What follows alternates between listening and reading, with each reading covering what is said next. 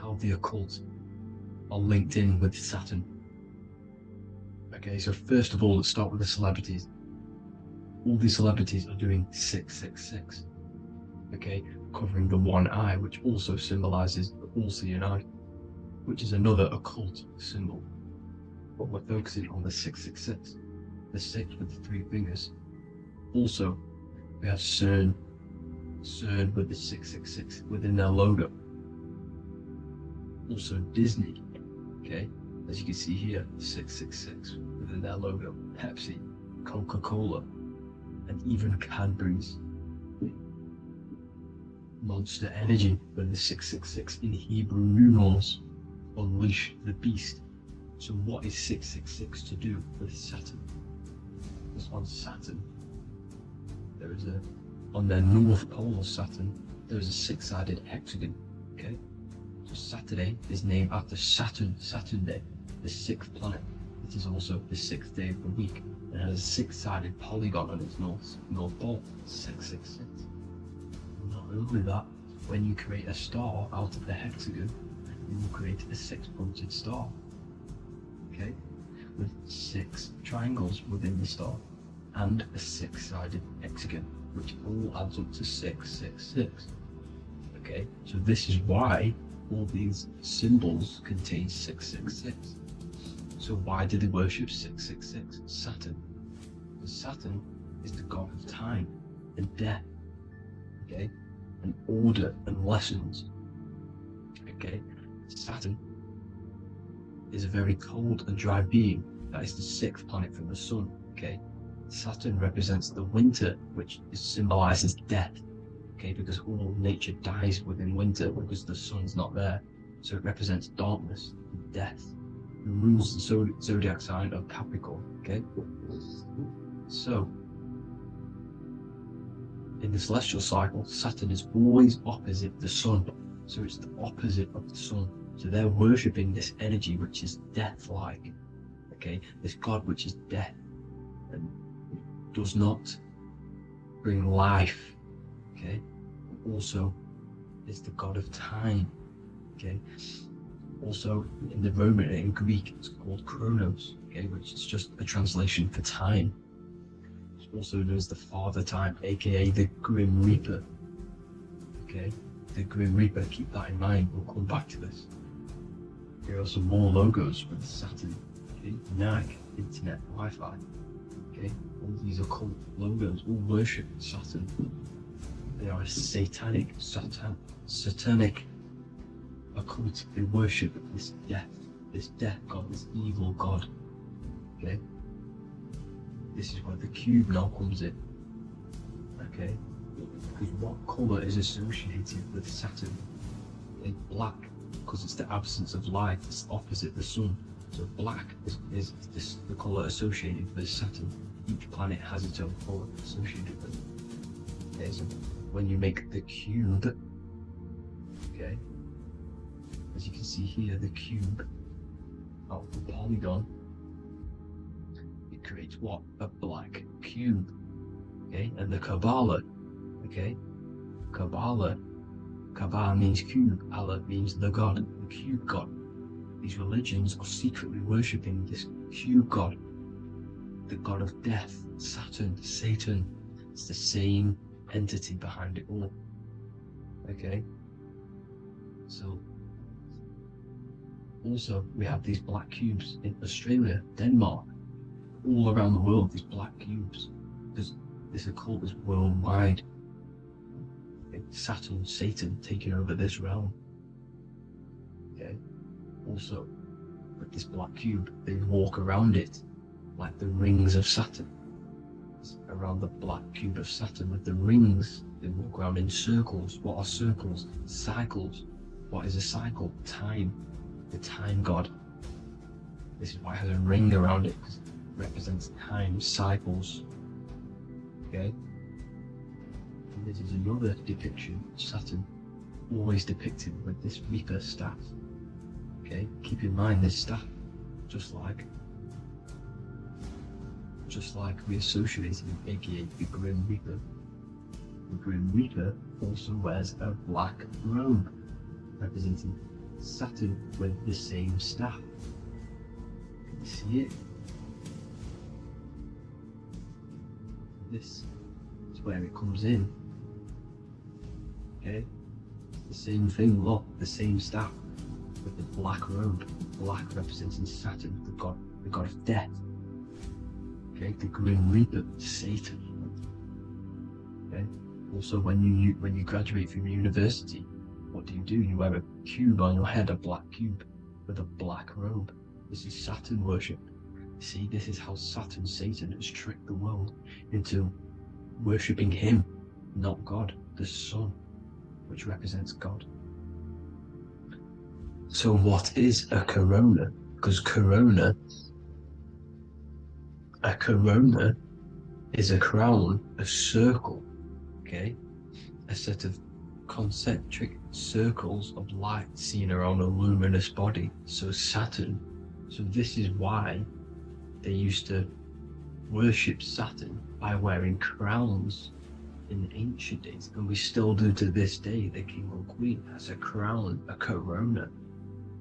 Also, Corona, the drink. Corona adds up to 666, just like Saturn is 666. But like you see in the Corona, you see the staff. You see this staff, just like the staff of Saturn, the Saturn god, like the Grim Reaper, with the black robe and the staff, just like the Saturn god. What is the Grim Reaper?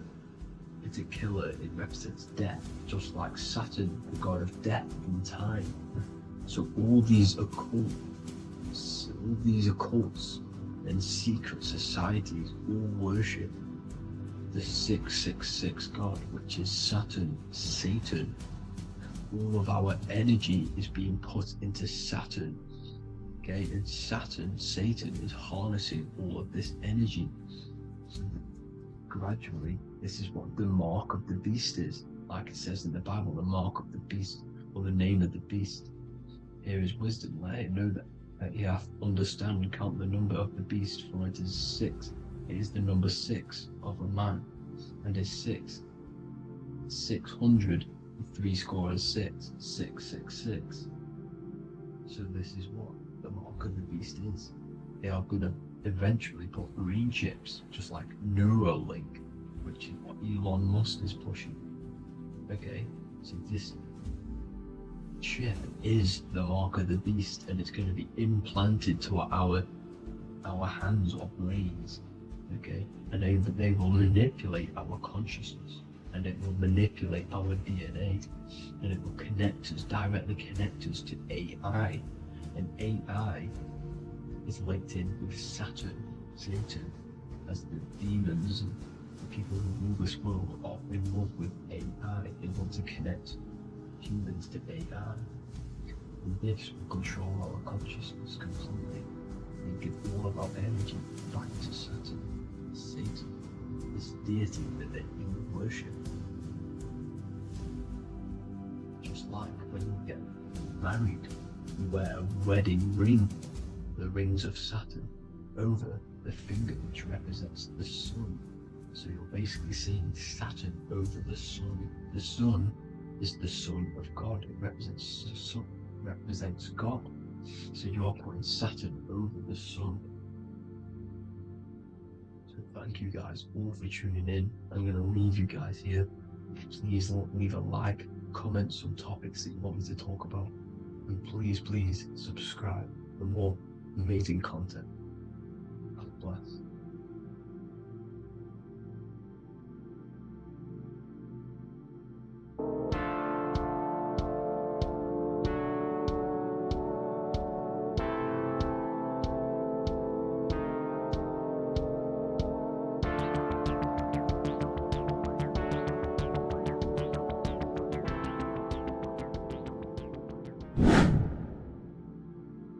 What is good, people? It's Revival of Wisdom. Today we're going to be talking about Saturn. I've done this video in the past, however this video is going to contain a lot more in-depth explanation of Saturn. So the 33rd degree Mason, Manly P. Hall, said, Saturn is the key to crystallization, physical matter. Light is matter, matter is light. They are interchangeable. Low vibrating light turns into matter, high vibrating matter turns into light. And Saturn is the god of this world, this physical world. He crystallizes light into matter. This symbolizes the Masonic checkered board, matter and spirit, matter and light, light and matter. He's also the god of time, destruction, justice. He creates and destroys, because all things in time die. He creates and destroys you. So, because we live in this physical world, which is the electric world, this is why we say electricity, because it comes from the root word of El, Saturn. They used to call Saturn El, E-L. This is why we used to say Elohim is God. The real God of this world is Saturn, but it's being hid. This is being hid. Jesus is Saturn. All of this is Saturn. It's all Saturn worship. It's the real God of this world, So, physical matter is a result of two opposing forces equalized on the plane of inertia, because everything is created out of electromagnetic toroidal fields. And these two poles equalize on the plane of inertia, which gives you planet Earth, plane of inertia. The plane of inertia is what Saturn is. It's the ring around the center of the plane of inertia. Thank you to Walter Russell saying, physical matter is a result of two opposing forces on the plane of inertia. This is what Walter Russell says, so please check out his work. He's got many books, many books on light and electromagnetism and stuff like that, so I advise you to check him out. So the torus field gives you the binary code 0 and 1, the female vagina and the male phallus. This is the code for this world. Saturn crystallizes physical matter. Now Saturn is the most outermost layer of the 7 layers of heaven, where it says in the Quran, it says, Allah, it is He who created the 7 layers of heaven. Saturn is the outermost layer. He's the top. He's the most high. So when we say the most high, we're referring to Saturn. He's the most high before the firmament, before the stars. So Saturn is the god of this world. He's the Lord of the Rings. He wears the crown. The crown is the rings. Crown, Kronos. So the planets are luminaries, they are lights, they are beings, they are energy, conscious energy. And we're in the heart of the solar system. Saturn is the outermost layer. He is the one of this world. He's the god of this world. Now, on the North Pole of Saturn, you have the hexagon. Add up all the sides, it creates the 6-pointed star. Or it can be created as a cube. The cube is very important. The 6-pointed star is very important. 6 points, 6 triangles, 6 side, 6, 6, 6. Black cube adds up to 6 in gematria. Now, what did I say in the beginning? Saturn crystallizes the physical world. He creates physical things out of light.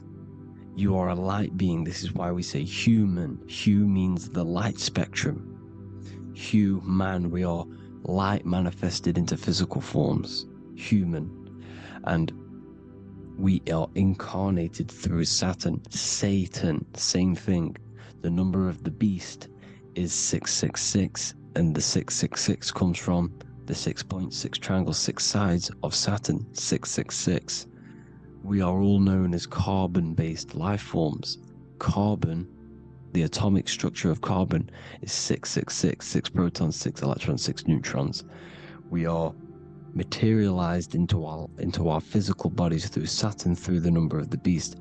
These bodies are the beast, it's the animal.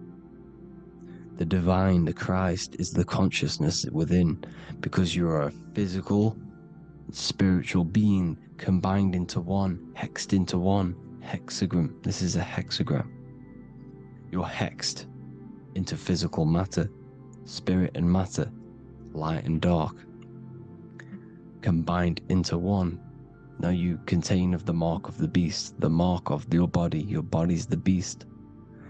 It says in the Bible, Satan, who is the god of this world. This world. There are many different worlds, but this world is run by Saturn, and it says that in the Bible. Saturn is Satan. It's the same thing.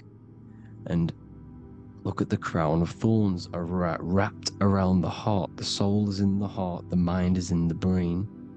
The soul is wrapped around the rings of Saturn. You're wrapped in physical matter. This is what it's showing you. This is symbolizing the rings of Saturn wrapping you. And the cross on top is the cross of the cube. The cube, the black cube of Saturn, unfolds into a cross. So Satan, who is the god of this world, Corinthians 4:4 in the Bible, Satan, who is the god of this world, has blinded the minds of those who don't believe. Saturn blinds your mind because the god of this world materializes you, and he blinds your mind when you incarnate into physical matter. When you enter this soul system, not the solar system, you hit Saturn first. He materializes you. And look at the symbol for Saturn.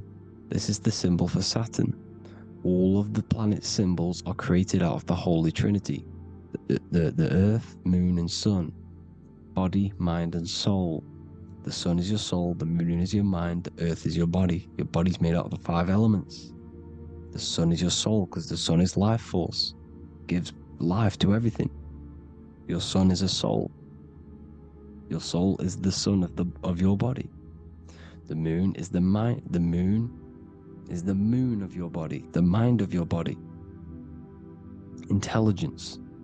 So all of the symbols of the planets are created out of these.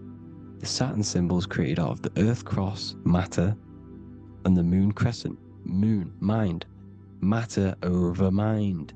This is why Satan, who is the god of this world, has blinded the minds of those who don't believe. He blinds your mind. Look at the symbol, it's showing you. The Saturn symbol is matter over mind when it should be mind over matter. So we descend into a soul system, into our 666 Saturn carbon suit bodies, and we are matter over mind. Then we have to move up the spine to go back up to spirit, to mind over matter, where you manipulate your own reality. Now look at this, it creates the number 5. 5 is the number of change. You're moving from this side of the number sequence over to the right side. You're moving from the spiritual into the physical world. You're incarnating into the 5 elements, the 5 senses. So the cube, the black cube of Saturn, is another major symbol. Very important symbol. Here you see the cube, and the color black is associated with Saturn because Saturn is associated with death. He creates and destroys. Light and dark. Death is associated with black, spirit, because you can't see spirit, which is blackness. So the black cube is black because Saturn rules the nighttime, which is dark, blackness, and he rules the winter, which is death, blackness. So Saturn is the black cube. Cubes have 6 sides: up, down, right, left, back, and forward. Cubes are 6-sided. Everything is 6-sided inside of this creation because you're incarnating, you're materializing, crystallizing into the cube, the world of the cube. Everything's a cube. Everything's got 6 sides. Here's Leonardo da Vinci showing you that you're in the cube. Leonardo da Vinci did this famous painting. You're in the cube, you're hexed into physical matter, where you're incarnated into the 3rd dimension, the 3-dimensional world, which is a cube, 3D. And black cube adds up to 6 sides of the black cube. the Kabbalah. The Kabbalah means cube god in Arabic. And look at what they do. They worship the cube, the black cube, and they stand in rings like the rings of Saturn. Australia, Denmark, Manhattan, Santana all have these black cubes. You go to New York, you will see the black cube there as well. These black cubes are everywhere because it is the real God of this world. So look at the cross. The cross unfolds into the cube. Xbox, Nintendo GameCube, Sega Saturn, anything to do with a simulated gaming reality, they put Saturn in it because we're in the simulation of Saturn. This is a simulation. And this is why they reflect this through the Xbox, GameCube, Sega Saturn, anything to do with gaming, simulations, is all Saturn. Because we're in the cube of Saturn, the black cube. We're in the GameCube, the Xbox, the Sega Saturn. As above, so below. So they reflect it through the simulations that they create inside of this simulation. Cubes have 8 points for the 8 points of time and space. 8 is the number of time. Everything's cycling, infinity.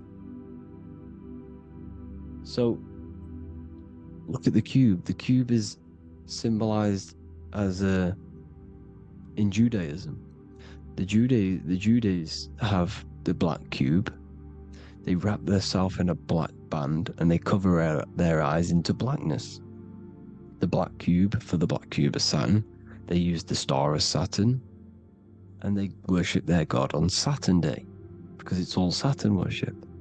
And look how the Saturn god is wrapped around with these thorns or leaves, just like Jesus is wrapped around his heart.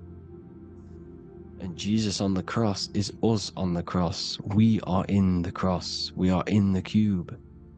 The cross is the cube. And the cross is even in the Saturn symbol. This is another symbol for Saturn. There's two symbols. You got this one, the one I've just broke down. And there's this one. This is the cross of Saturn, the cube god, the simulation, the game cube. Now, Chronos is another word for Saturn. Chronos means time. When you clock into work, you go to the Chronos machine. Well, I did anyway. And I tap my card on the Chronos, because Chronos is time. Anything to do with time is Saturn. He creates and destroys. Look at the artwork of Saturn with the sand, the time. Look at this, how he's cutting off the baby's wings. He's crystallizing the spirit into matter. He's cutting off your wings. Satan, in the Bible, he falls from heaven into earth and he loses his wings. He becomes a serpent. See, it's all symbolic for us. We are the fallen angels, fallen angles of light. We're fallen angles of light. We are light beings. Now we're fallen into physical matter. Saturn's chopped off our wings. He's chopped off our spirit wings, because when you astral project, you can fly. You will fly around. He's got the Reaper staff here, always depicted with the Reaper staff. Now look at the clock. Saturn Day is the 6th day, the number of the beast 666. Look at the clock. 6 take away 12. 12 take away 6 equals 6. 7 take away 1 equals 6. 8 take away 2 equals 6. 60 seconds in a minute, 60 minutes in an hour, 24 hours in a day, 2 plus 4 equals 6. That's 666. Everything's 666 because it's time. Saturn. All goes to Saturn. He's the god of time. We're in time now. We're in time. We're in the time, which is God. The god of this world. The god of time. Now look at this. The Reaper is also depicted as the Reaper with the staff, the black cloak. Black symbolizing death, spirit. Judges wear black because Saturn is the law. He's the god of this world. He's the law. This is why they wear black cloaks. When you graduate from university, you wear a black cloak and a black cube on your head. you've been hexed. Funerals, you wear black because it's all to do with Saturn, Father Time, Father Crystallization. Now Saturn, here's another one of him cutting off the wings of a child. Because he cuts off the wings, he creates and destroys your body. We're in the electrical world. Everything that is electrical vibrates. All vibrations have to come back to a standstill point, which is death. This is why your body dies. Your atoms stop vibrating. Herona. Look at the crown. The crown is the corona. Corona means crown. And look at this is an alcohol brand for beer. You can see the staff of Saturn in the symbol with the moon crescent. Corona, which is the crown, Saturn, the crown on Saturn, the rings. And then you've got the staff. It's all Saturn worship.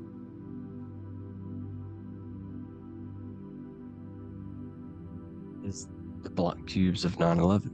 2 black cubes. This was a ritual for Saturn. It's all ritualistic. And look at the Star of David, the Star of Saturn. It's not the Star of David. It creates IXXI, the sigil of Saturn. IXXI means 9/11 in Roman numerals. 9/11. It's all a ritual for Saturn, and they have the 2 black cubes of Saturn. Now look, XX, there's more symbolism of Saturn now. We're going deeper. XX is more symbolism for Saturn. The sigil of Saturn is XX, as above, so below. Same with the Star of David. You split it in the middle, as above, so below, as above, so below. XX, this is a Knights Templar Cross of Lorraine. XX, Knights Templar, High Order of Masonry. They all worship Saturn. Well, Saturn's the real god of this world. X Eon with the XX, XXL magazines, which is all to do with famous rappers and stuff like that. When you die, you put XX on the eyes because it's Saturn. He's the Reaper. Is Jesus with the XX crown with the thorns around his heart, around his soul, with the cube on the top, the cross cube. Lil Uzi Vert with the XX Cross of Lorraine. Jay-Z with his alcohol brand, XX Cross of Lorraine. The X Factor with the rings of Saturn. All Saturn worship. The seal of Melchizedek is also Saturn. This is the cube. This symbolizes the cube with the 8 points for the 8 points of space and time. And this is the cube. It's another ancient symbol for Saturn. Here you see the Star of Saturn with the Melchizedek symbol around it, which is all to do with Saturn. Here you see an altar, the Holy Grail, the Melchizedek symbol on it, and they're worshipping it. This is why we wear rings, wedding rings for the rings of Saturn. It all goes back to Saturn. Earrings. The 8-pointed star of the ancient Sumerians is all Saturn. It's all Saturn. So the ancients, the symbols of Saturn goes on forever. It's in all of the major corporations. You can see it everywhere, the rings of Saturn. Toyota is an obvious one. Internet, Nike, Target, Sega, Saturn. It's all Saturn worship. All Saturn worship, because he is the real god of this world. Is Kanye West's album with a Saturn here. Is Michael Jackson's album saying escape. There's the X again. The X, escape. You have to escape this reality. Maybe that's what he's pointing at. Here you see it on the dollar bill. The Star of Saturn. Here you see it again on the dollar bill. So that is it for today's people. I hope you all gained some insight on Saturn. Please like, comment, share if you can. Subscribe if you like the channel. Please have an amazing day. God bless.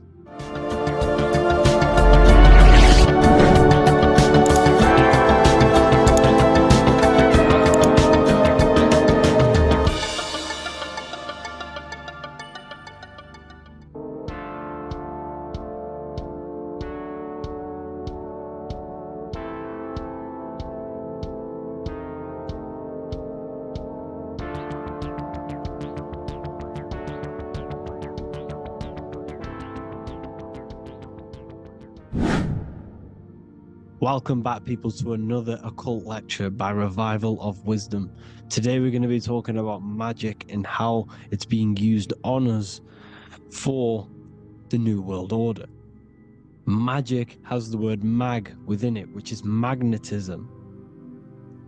Magnetism is the force. Magic is influencing forces, natural or supernatural forces, and using it for a certain agenda to gain something out of it. Now, magic is not what everyone's being thought. It's not some sort of fantasy thing. It's actually very common, and we all do it, whether you believe it or not. Magic is all to do with the mind. As I said, always say in my lectures, your mind is what creates matter. Your mind is what creates your external world. So it's all about manipulating and planting seeds within the mind, because your mind is a garden, and thoughts and words are seeds which are being planted in that garden. Your life, your physical life, the people you have in your life, your friends, your car you own, the job you have, is all a reflection of the thoughts that you've been thinking in the past. You are where you are in life because of the thoughts that you've been thinking. Therefore, your life is a direct reflection and manifestation of your mind. The Garden of Eden. Okay? The mind is what they are targeting. What you see, say, and hear has a direct effect on your mind. Me talking to you is influencing you. The words I'm saying is planting seeds within your mind. Now it's up to you to consciously act on these thoughts or these words, or to maintain these words. As above, so below. As within, so without. What's inside of me is outside of me. What comes into the storehouse comes out of the storehouse. You have the left, you have the right, you have the up, and you have the down. As above, so below. Whatever is in your mind will be expressed in some sort of way, consciously or subconsciously, spiritually or physically. The mind is what manifests everything. And this is what we need to understand. We need to understand is that the mind is not physical. All things spiritual manifest physical. All things seen come from the unseen. The words you're thinking, everything you have is coming from the unseen. The actions that you do come from the unseen mind. Another expression for as above, so below is you are the universe itself.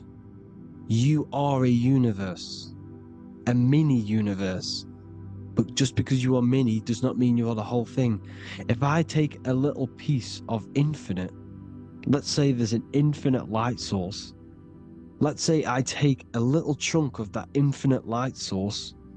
That little chunk I took is still infinite, because it's been taken from infinite. You are the universe. Your awareness, your mind is the universe. It's information. You are the universe experiencing itself. This is why we say we are all God. As above, so below. What is in me is outside of me. The sun, the physical manifestation of the sun, is your soul. The 12 constellations are manifested in the physical body. The 5 elements are manifested in the physical body. They're manifested in the 5 fingers you have. As above, so below.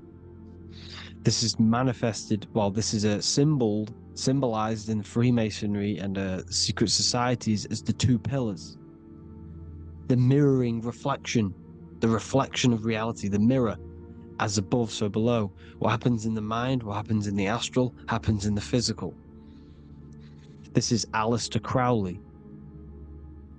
This is all symbolism. This is the 2 pillars with the all-seeing eye and the triangle at the top. Aleister Crowley was a master magician, very powerful dark magician, black magician. There's 2 types of magic. You have white and black, just like the checkered board. The Masonic checkerboard, you have white and black, you have good and evil. White magic is influencing natural forces to gain something that will help the collective consciousness, help the collective, help the earth, help other people. Black magic is something, you manipulate something so you can get something personal out of it. Doesn't matter if it's good or bad. It's still considered as black magic because you're being selfish. Everything you do should be contributing towards the collective consciousness and helping others. And this is why the ancients lived in a system where everything was in unity. We understood that I am you and you are me. What I do to you happens to me because I am you and you are me. We are the same mind substance on the inside. We're all the same mind substance being expressed in different bodies. So what I do to your mind will have a ripple effect on my mind because all of our minds are connected within the mental plane. So this is why they know all this knowledge. They know all this knowledge. So yeah, this is the mirroring effect of reality, the 2 pillars, or symbolizes the number 11. The number 11. We'll go deeper into that. The technology we're using is magic. It's a form of magic. Television is tell a vision. They're telling a vision into your subconscious mind, into your memory. And when you turn on the television, you get a program because they're telling a vision to create a program within your subconscious mind. You see, the conscious mind is only 10% of your mind, which is to do with your, what you're aware of, your 5 senses. What are you consciously aware of? Well, I'm aware I'm here, I'm talking. I'm aware of what I'm wearing, the 5 senses, what I can hear, taste, smell, hear. What I'm wearing, I'm aware of what I think of. But the subconscious mind is the 90% of your mind. It's the hidden part of the mind, which is telling your heart to beat, telling your body to breathe. It's storing all of your emotions. It's storing everything you see, storing all the belief systems that you have.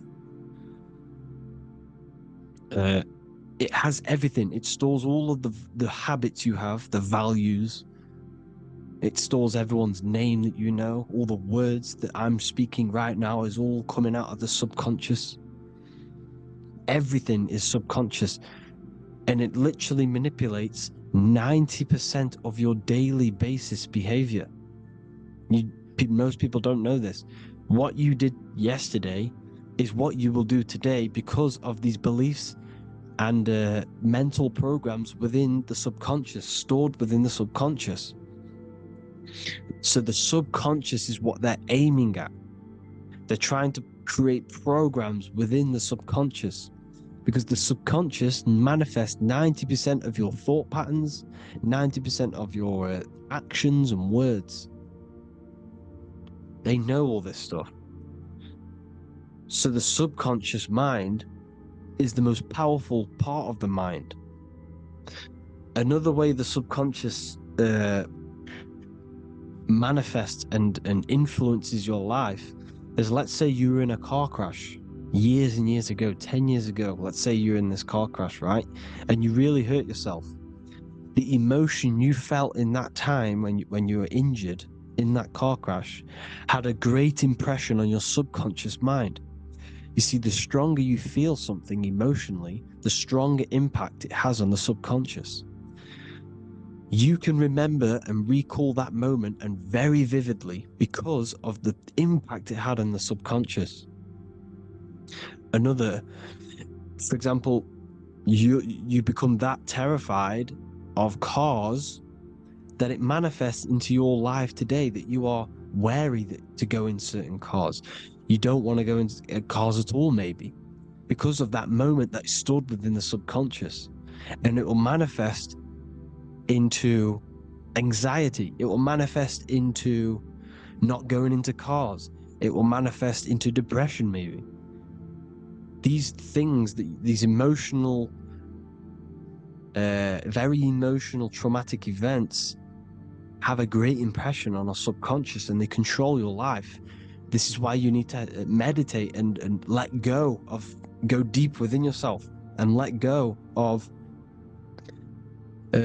these internal, deep emotions that you may have repressed and keep pressing down and ignoring.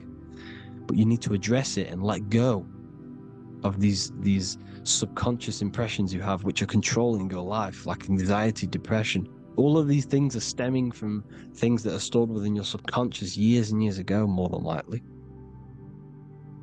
Broadcasting. They're casting spells to a broad audience, to news, north, east, west, and south. They're casting spells. No, if you watch the news, everything's red. Breaking news in red writing or the red background, everything's red. Why? Because red's the root chakra, which is all to do with survival. They want to stimulate this root chakra because they want you down there in survival mode. They want you in survival mode because you're easier to control. They control out of fear. And not only they're casting these spells as if, because most of the things they cast in the news hasn't already happened. They're constantly bombarding you with, there might be a war breaking out, war this, war that, kill here, kill there, murders. It's impressing, it's casting spells on your subconscious mind. So when the event does turn up in real reality, in physical reality, you're less emotional, you're less surprised. You're not as surprised because you've already heard it before. Your subconscious has already heard it all before. If you never heard of a war and then a war broke out, you'd be going crazy. So they subtly program your subconscious mind through the words, because the words they say is impressing your mind. It has an effect on your mind, which will have an effect on your behavior, your words, your conversations you have with people. They're casting spells to north, east, west, and south on the tell a vision. They're telling a vision by broadcasting, by saying spells. This is why we call it spelling.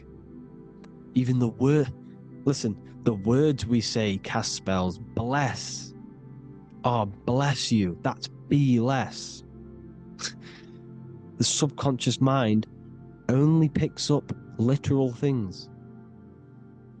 You see, when I say bless you, your conscious mind picks that up as, oh, thank you, you're blessing me. But your subconscious picks up as be less. You see? Because the subconscious it has no filter. It's just, it is what it is. Everything is factual in the subconscious. Therefore, if I call you an idiot, your subconscious, my subconscious will think I'm talking to myself and calling myself an idiot, and it will take that as true. That is truth. Everything is truth within the subconscious. And the subconscious manifests your behavior. The devices this is the biggest one. Black scrying mirrors, device, the devil's vice, the device. Okay? Black scrying mirrors, black screen is scrying. Black scrying mirrors were used to communicate with spirits within the astral plane in the medieval times. They're still being used now by black obsidian mirrors. And look at your phone, it's a black mirror.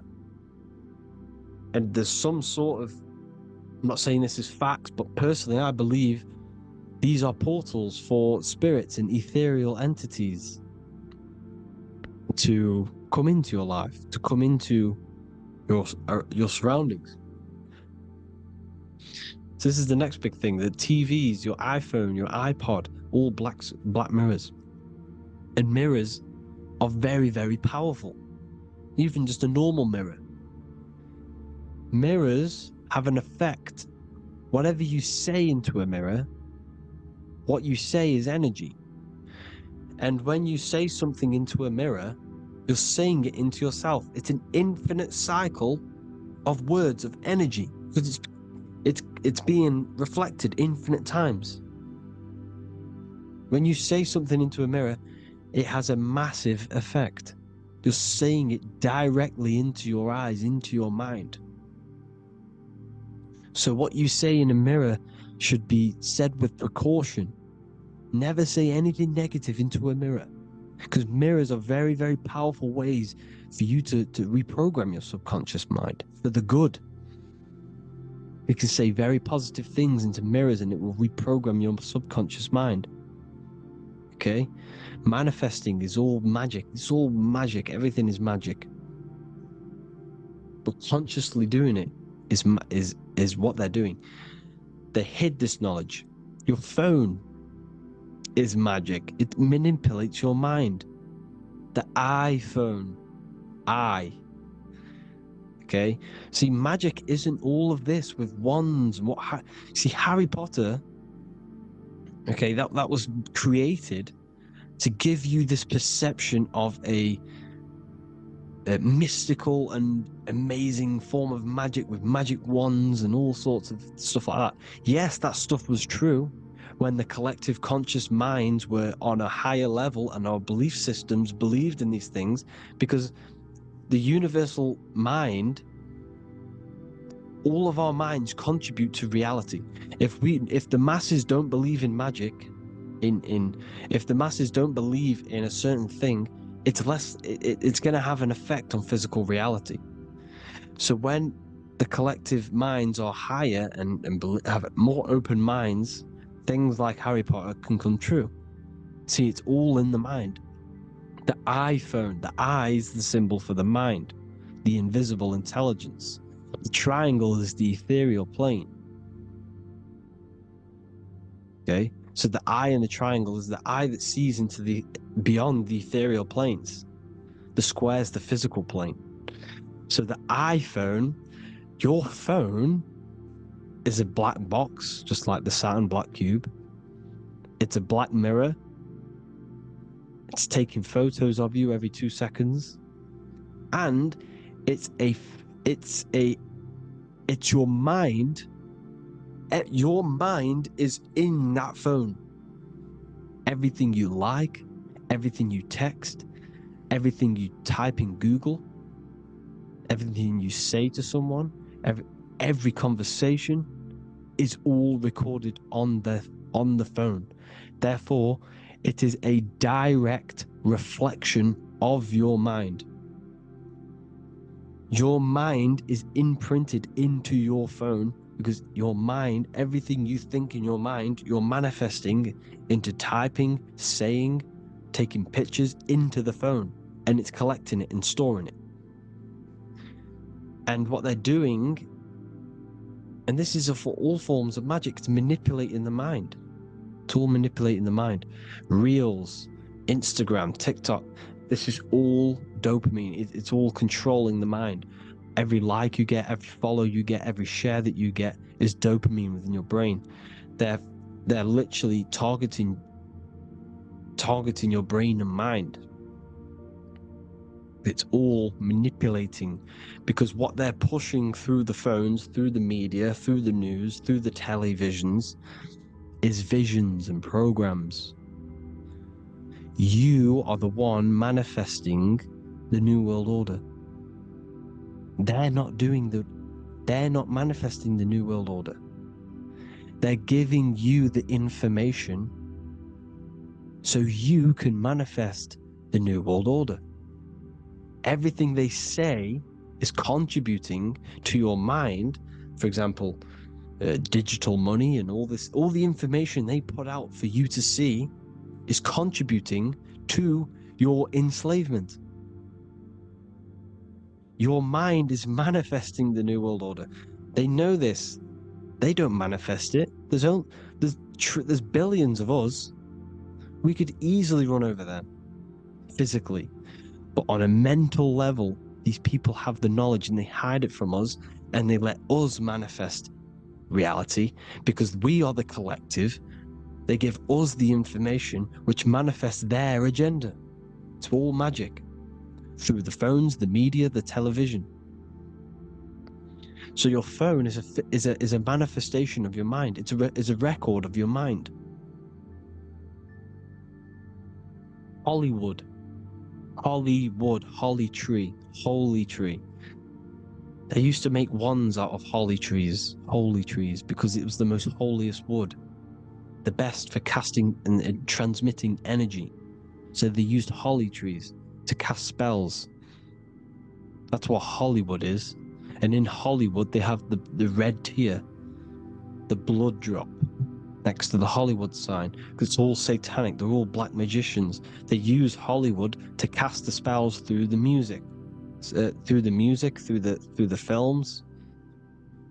You see, music is a form of magic. All of this is magic. Everything they do is a form of magic, because they want an agenda behind it. But it's not black magic. They're letting us create our prison. This is what you have to see.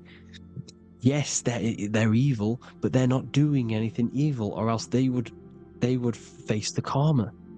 They let us manifest this agenda through giving in the information, by telling you what's going to happen in the movies.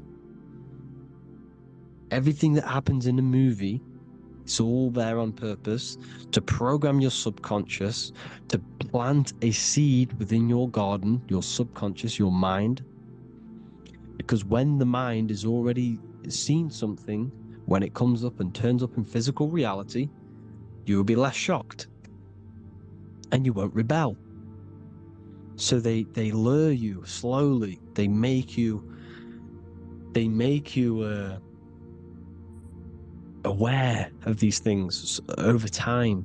They make you gradually think it's okay. Like the technology, we never used to use these phones. How did we become so addicted and reliant on them? Well, because first they gave you a little flick phone. Well, no, sorry, they gave you a phone in your house, and then once you got used to that, they say, "Oh, here's the newest version of a little flick phone." You started texting your friends.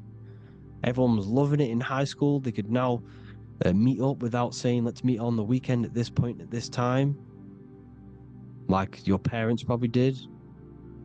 Or maybe some of you watching this, you probably had to tell your friend to meet on the weekend at a certain time because you had no way of communicating.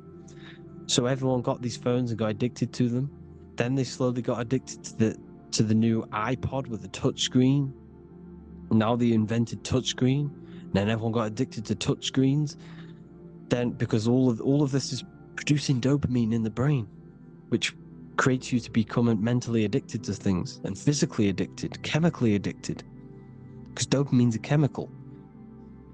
Your subconscious becomes a program within your subconscious, and your body becomes chemically addicted to these phones. And these phones are the enslavement of humanity, technology. Without this, we wouldn't be in this mess, without technology. Because they're creating a hive mind. We're creating a hive mind. So back on track anyways, they program you. Look at the films, 9/11, 9/11, all produced by Hollywood. Here's the 11, like I said at the beginning, the two pillars which reflect reality. What happens in the mind happens in the physical. What happens in the astral happens in the physical. Okay, what happens in the physical happens in the mind. It's the two pillars, the mirrors. 9/11. 9 plus 1 plus 1 is 11. Flight 11 was hijacked. New York is the 11th state. New York adds up to 111. This is not a coincidence. It's all a form of magic. It's a ritual, energy harvesting ritual, because your mind produces energy. Your mental attention produces energy, and they're feeding off this energy in the astral plane, these demons. Music is the most powerful. Personally, I think the music is one of the most powerful forms of magic they're using. Okay? Music is hypnosis. It puts your brain in a hypnotic state. It influences your electromagnetic field through vibrational energy. It reprograms your subconscious mind. Why do you think you remember the lyrics? You see, your subconscious stores all of the memories. Remember, the subconscious manifests 90% of your behavior. So therefore, the music you're listening to is manifesting your behavior. You wondered why some people wonder why they have drug addictions and they can't get out of violence and they can't get out of all this negative mind space. It's because the music they're listening to is creating a negative mind space. The words you listen to have plant seeds within your mind. So the reason you remember the lyrics is because that song created a program within your subconscious. Yes, that is what happens. You can use magic to reprogram your mind, but you can use music to reprogram your mind because it's all forms of magic. It's using natural mental energy forces to manipulate the physical reality. You manipulate your mind, you manipulate reality, physical reality. Okay? So the music, another very, very big one. When you turn on the radio, it's just all talks about alcohol, drugs, and sex, because they want you down in the lower three chakras. They want your mind attached to matter when it's mind over matter. Your mind's not physical. You see, the word spirituality is the new trend. It's not about your spirit. It's not about your spirit. It's about your mind. It's not about, spirituality and looking after your spirit. And they've got you focused on your spirit. Why? Because they hide your mind from you. You see, a lot of people think their mind is their brain, but the mind is everything. There is no physical reality without mind. You can have a brain. Imagine if you had no mind but a brain. It wouldn't work. The mind is everything. The mind controls your avatar. It begins in the mind before it happens in the brain. Then the brain manifests through the body. The brain's just an electrical computer.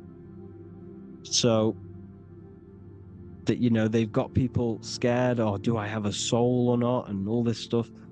Listen, if you have a mind, you have a soul, because you are not the mind. This is why everything is sort of an illusion, because beyond the mind is your soul. But what is the soul without a mind? You can't have a soul without the mind. But if the mind didn't exist, the soul doesn't exist. You are the person listening to your mind. I shouldn't say person, because you're not the body.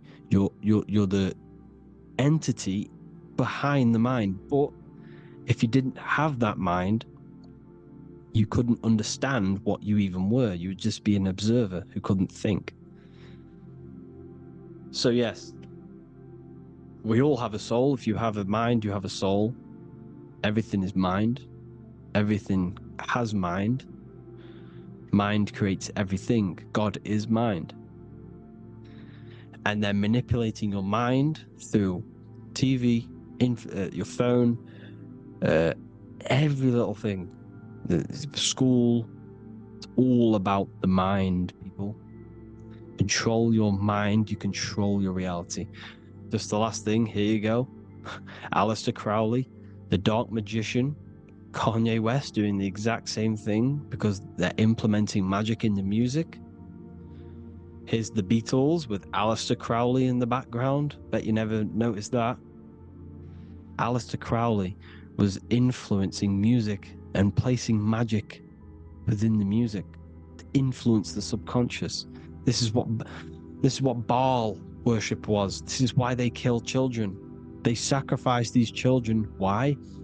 Well, because in order to ascend, in order to raise your consciousness internally, godly, by being good, God, or being in order to be good and raise your consciousness and to get something in the physical world, you have to sacrifice yourself.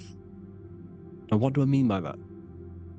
In order to raise your consciousness and ascend, you have to sacrifice the lower nature of yourself.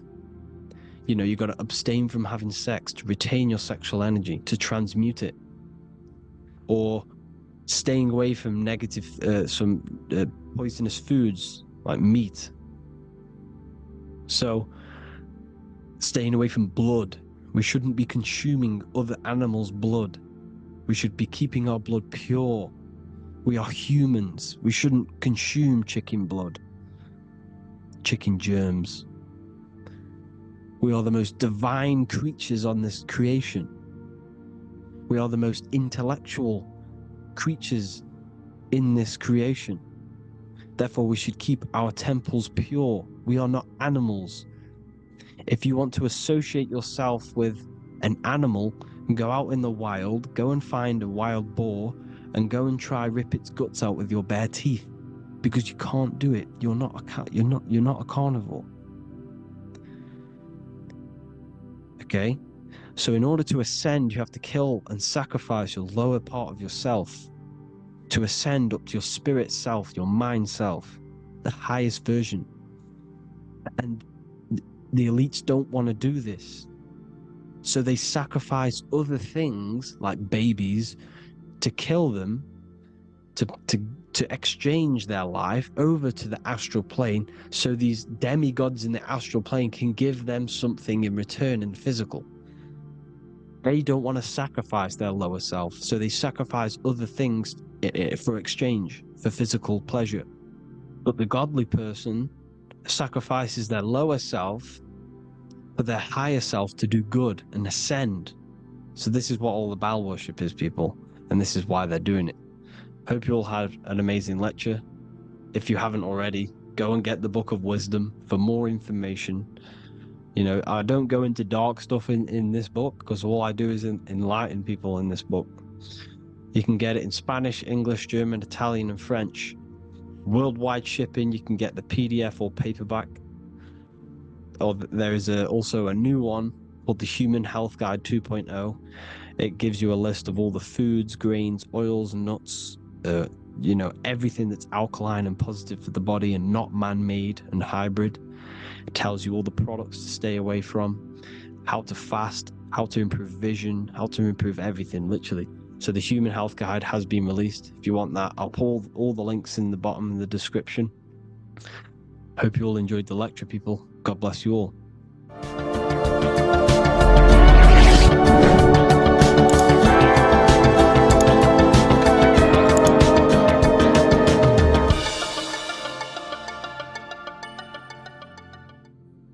You are not breathing correctly. 98% of people only use a third of their lungs capacity, which is shallow breathing, which ages you, lowers your brain capacity, and also lowers your state of consciousness.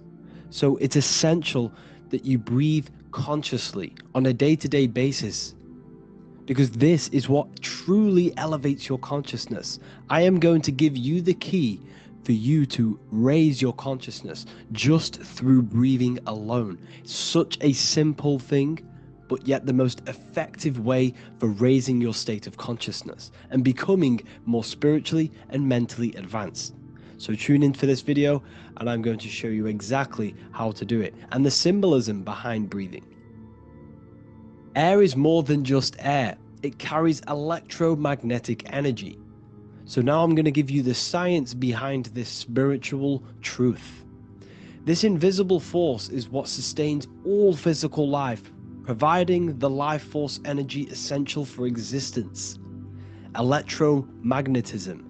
Everything is fed off electromagnetism. Your body is an electromagnetic battery.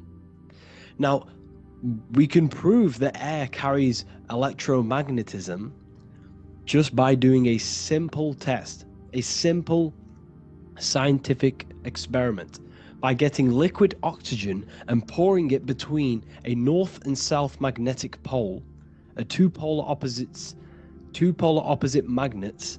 We see that the liquid does not fall straight through it. It is sucked, it is magnetically attracted to these two opposing forces, opposing magnets. This is proof that air, liquid oxygen carries electromagnetism. When you are breathing electromagnetism, the essential life force behind all living beings.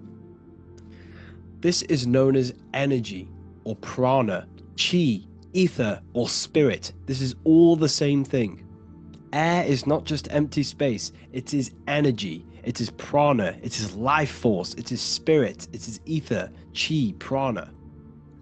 You are an electromagnetic being.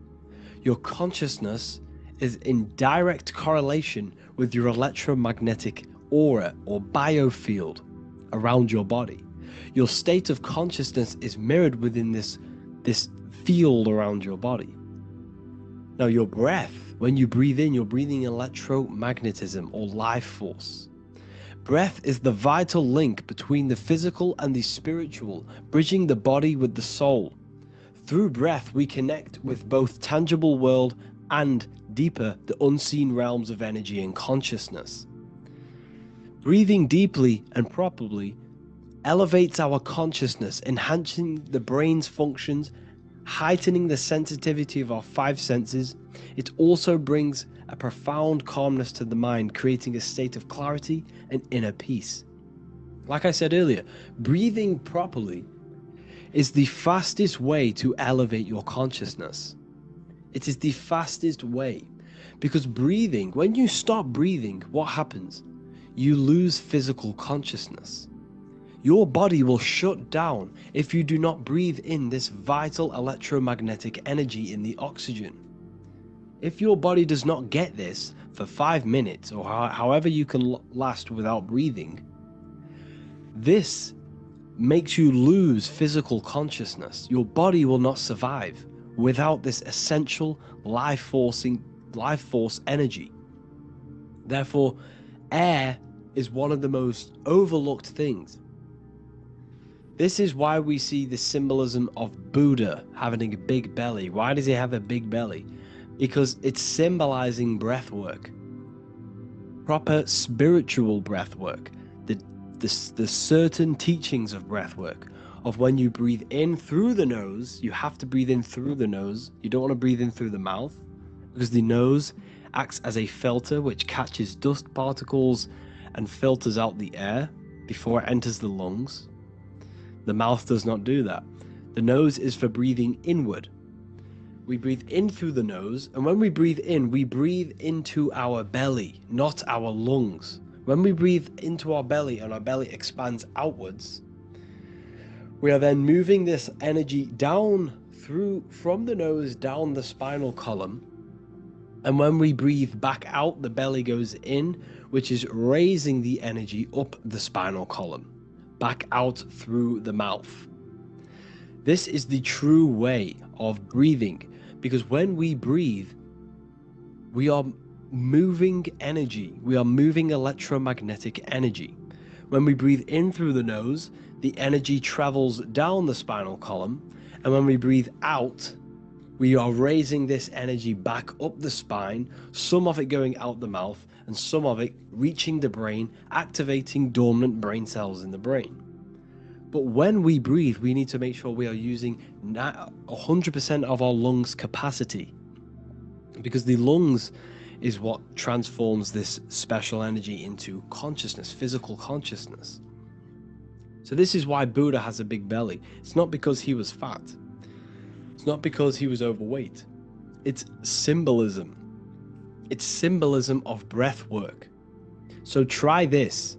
Do this for 2 minutes while you watch this video.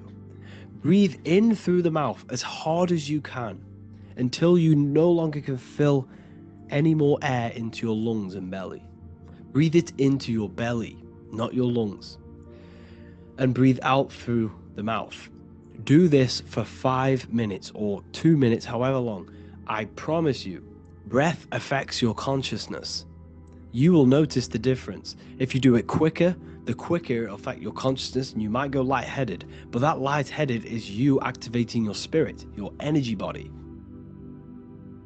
So try this just when watching this video. When you breathe consciously, you are renewing both your energy body and astral body, aligning your consciousness with a higher state. This practice feeds new life force energy into the body, revitalizing and enhancing your overall well-being. Like I said, your brain requires the most amount of oxygen. When we have shallow breathing, this is reducing the brain's capacity. Because when we are not breathing properly, which 98% of people are only using a third of their lungs capacity, we are essentially only using a third of our consciousness, because your breath is directly correlated to your consciousness, your state of consciousness. When you breathe in through the mouth, out through the mouth, out in through the nose, out through the mouth, consciously and deeply for 5 minutes, you will notice that your senses are more powerful and sensitive. Your brain is quicker.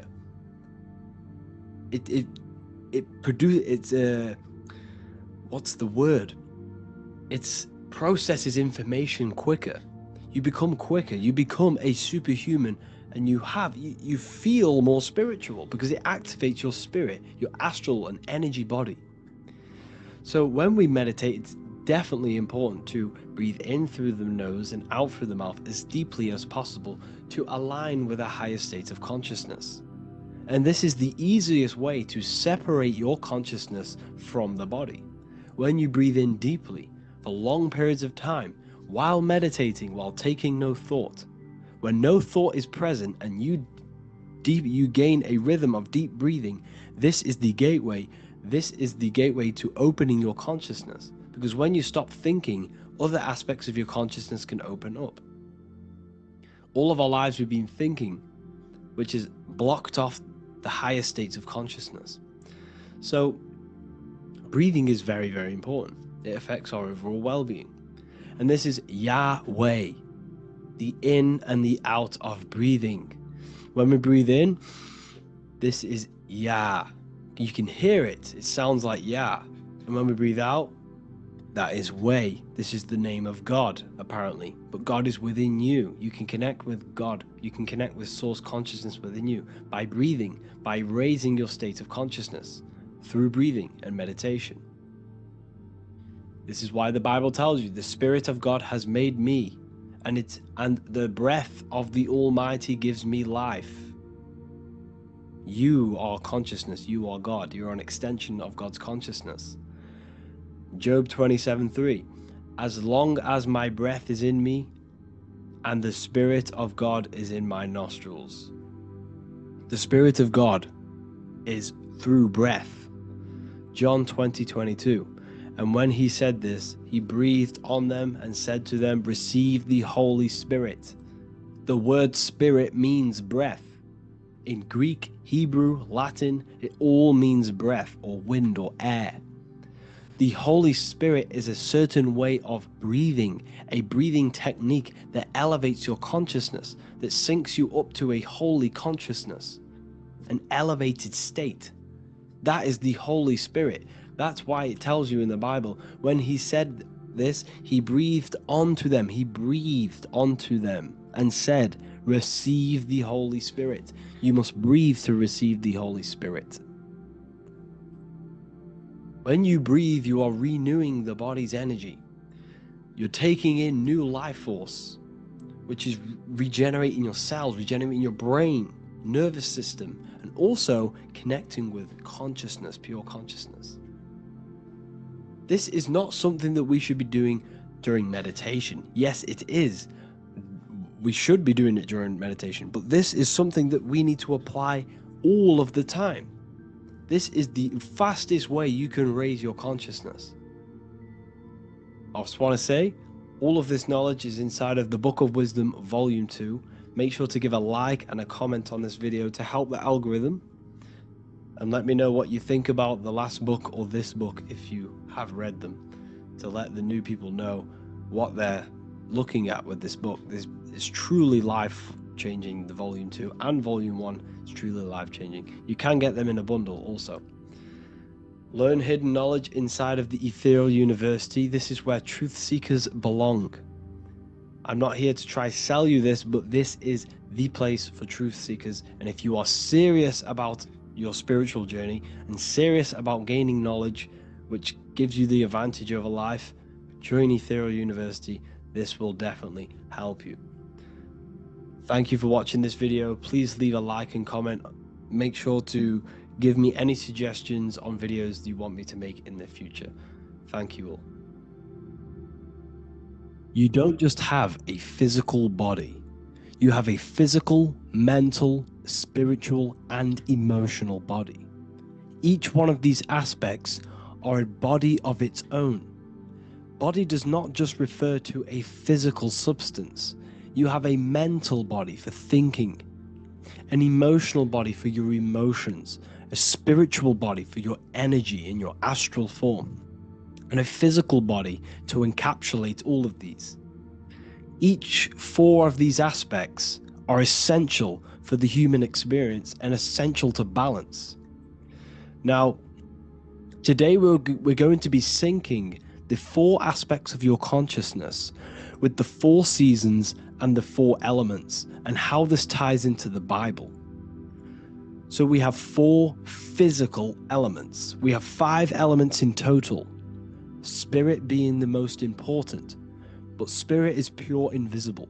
We have 4 physical elements. We have air, fire, earth, water. Earth and water are feminine. Air and fire are masculine. Air and fire are active. Water and earth are passive. The air corresponds with the mental body of consciousness. This is where your intellect, this is where your communication, this is where your thoughts, intuition all comes from. This is the mental body of consciousness that allows you to think, allows you to process, figure things out, and have intellect and gain knowledge. This is your intellectual aspect of your consciousness, located in the head region. We have a fire nature, a spiritual nature. This is our astral body. Our astral body is all to do with the subconscious realms, the higher realms of consciousness. This is the body that allows us to be free from the physical body. Our spirit is more of our energy. Water is our emotional body. This is what allows us to feel things, that allows us to gain intuitive feelings of conscience. So emotion allows us to understand what is right and what is wrong. When we feel something bad, we know that this is wrong. When we feel something good, we know that we are doing good. Emotions are a creational force that allows us to feel certain things to bring them into existence. Our emotional body is a creational force and should not be reactive, and they should be controlled. Most actions are stemmed from emotions. Actions bring thought into physical existence. Emotions are the driving power. They are what drives your actions. The thought, then the emotion, then the action. Earth is your physical body. This is your physical state that allows you to take mind and emotion into action, into fruition, into physical matter. This is what your physical body allows your consciousness, your soul, to interact with the physical world and bring things into physical existence. The physical body, the physical world, is an outcome and an effect of the thinking mind. All physical substance comes from the thinking mind. The pen, the phone you're holding, the microphone I'm speaking into, all began as a thought in the thinking mind, then it was brought into physical reality. Earth is the most dense.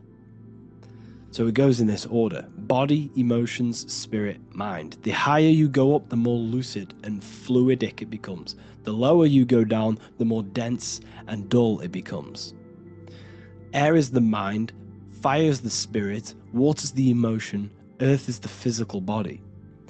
So this is why you are a microcosm. You have these four things within you. You contain of these four elements, which correspond to the four bodies of your consciousness, the four bodies of the soul. You are the soul. You are the spirit. So this is why in Theologians 4:17 it says, caught up together with them in the clouds to meet the Lord in the air. You don't meet God or the Lord in the physical air, in the clouds.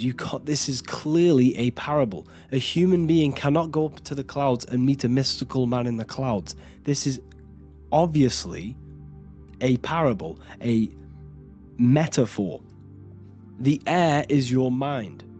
You must raise your consciousness beyond the body, beyond the emotions, beyond the spirit, and enter in the mind during meditation, turning the mind inward to connect with the Lord. The Lord is the highest aspect of your consciousness, the one that exists beyond the physical body, beyond your emotions, beyond the thought. So you meet the Lord in the air, in the mind. The mind represents the air. This is why in America there's a saying called an airhead. You're an airhead. This means that you are stupid, or you don't think, or you have nothing in your mind. You have nothing in your head. When someone's very stupid, you call them an airhead, because air represents the mind. The air is elevated. The air is invisible. The mind is totally invisible to the human eyes.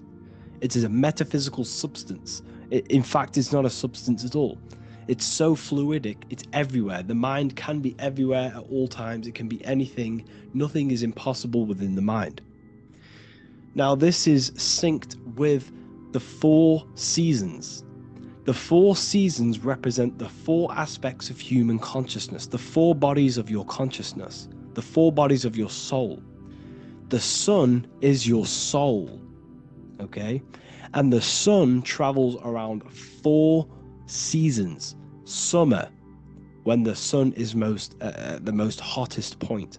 Autumn, when the sun starts to move away from the hottest point. Things start to die. Then it goes to winter. This is when everything dies. This is when things enter in within itself. This is when darkness occurs. Then spring. This is the reignition of the sun. This is when the sun starts to bring back the warmth back to the summer. You have four seasons which correspond to the four bodies of consciousness. Fire is the spirit. This is when you are passionate. This is when you are taking action. This is when you are fiery. The sun is blazing. You're taking action. You're very passionate. You're very spirit. You're in the spirit. Autumn is water, emotion. This is when you start to become very reflecting. This is when you start to feel emotional. Because in autumn, there's lots of water. This represents the emotional body of consciousness. Winter is the mind. This is air. Winter, what happens in winter? Everything enters within itself. The leaves die. The trees die. Everything dies and goes within. This is the mind. The mind is the darkness, remember. You close your eyes to enter within the mind. The winter represents meditation. In the winter, what do people do? They stay inside of their house. They research more. They read more books. They become more intellectual. They think more in the winter because we are so we're stuck inside.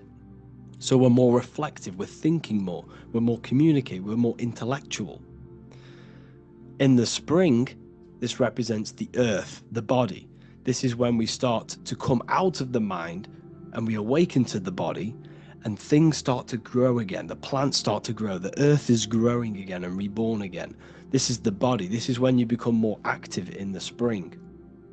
And then the summer, back to the summer, we then take action on these thoughts and these thoughts that we gained over the winter. Essentially, this is just a massive cycle. And this is a daily cycle also. The nighttime is the winter. The morning is the spring. The midday is the summer. And the evening time is the autumn. This is a microcosm. We have 4 bodies of consciousness. You are the sun, you are the soul, and the soul has 4 bodies: summer, autumn, winter, spring. Emotion, air, body, spirit. Sorry, emotion, mind, body, spirit. So you are the soul. You are the pure essence of consciousness. The sun is your soul in the heart. And the seasons are inside of you because you are a microcosm. Okay? You are a microcosm. The word sun is son. The Latin word for sun is sol, which is soul or solo, because the sun is solo. It's on its own. You are the soul, and the soul has the 4 different bodies of consciousness. So, before we move on any further, if I've blown your mind, please, if you can, leave a like, a comment, a share, and a subscribe. Let me know what videos you want me to make in the future. Please drop a like, it definitely will help me. You are a microcosm of the macrocosm. Man is a miniature universe that goes through its own cycles. The seasons of the summer, winter, spring, and autumn do not occur merely outside of him, but within him as well. The summer is within you. You feel different in the summer. You feel different in the winter. You feel, depending on the body of consciousness, it's your soul's interacting with. So the sun in the sky is your soul inside, and the sun goes through these cycles, which is affecting your bodies of consciousness, because the cycles represent your bodies of consciousness. Now, this ties in with the Bible. This is why we have 4 Gospels. This is why Matthew, Mark, Luke, and John are always seen with the 4 different zodiac sign animals or symbols. So you always see each one of the Gospels. If you just type in on Google Matthew, Mark, Luke, and John, type in ancient paintings or pictures of them, and you will find these 4 zodiac signs are always standing with each one.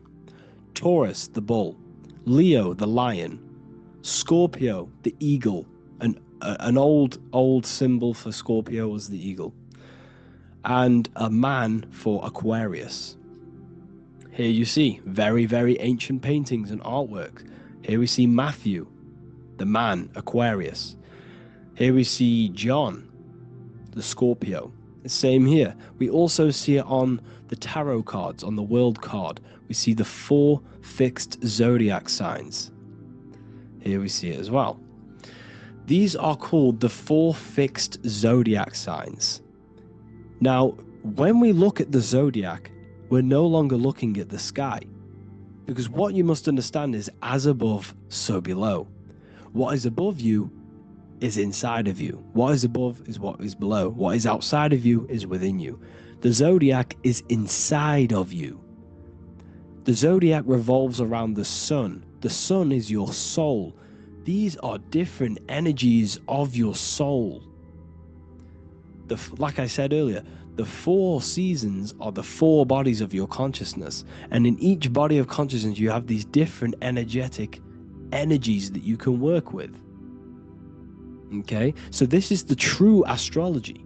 This is the true astrology, the internal esoteric astrology. you can't find much information on this at all. Very hard to find. So what we're looking at are the four bodies of consciousness. Obviously, when you look in the middle of each, when we look in the middle of each season, spring, the middle of spring is Taurus. The middle of winter is Aquarius. The middle of autumn is Scorpio. The middle of summer is Leo.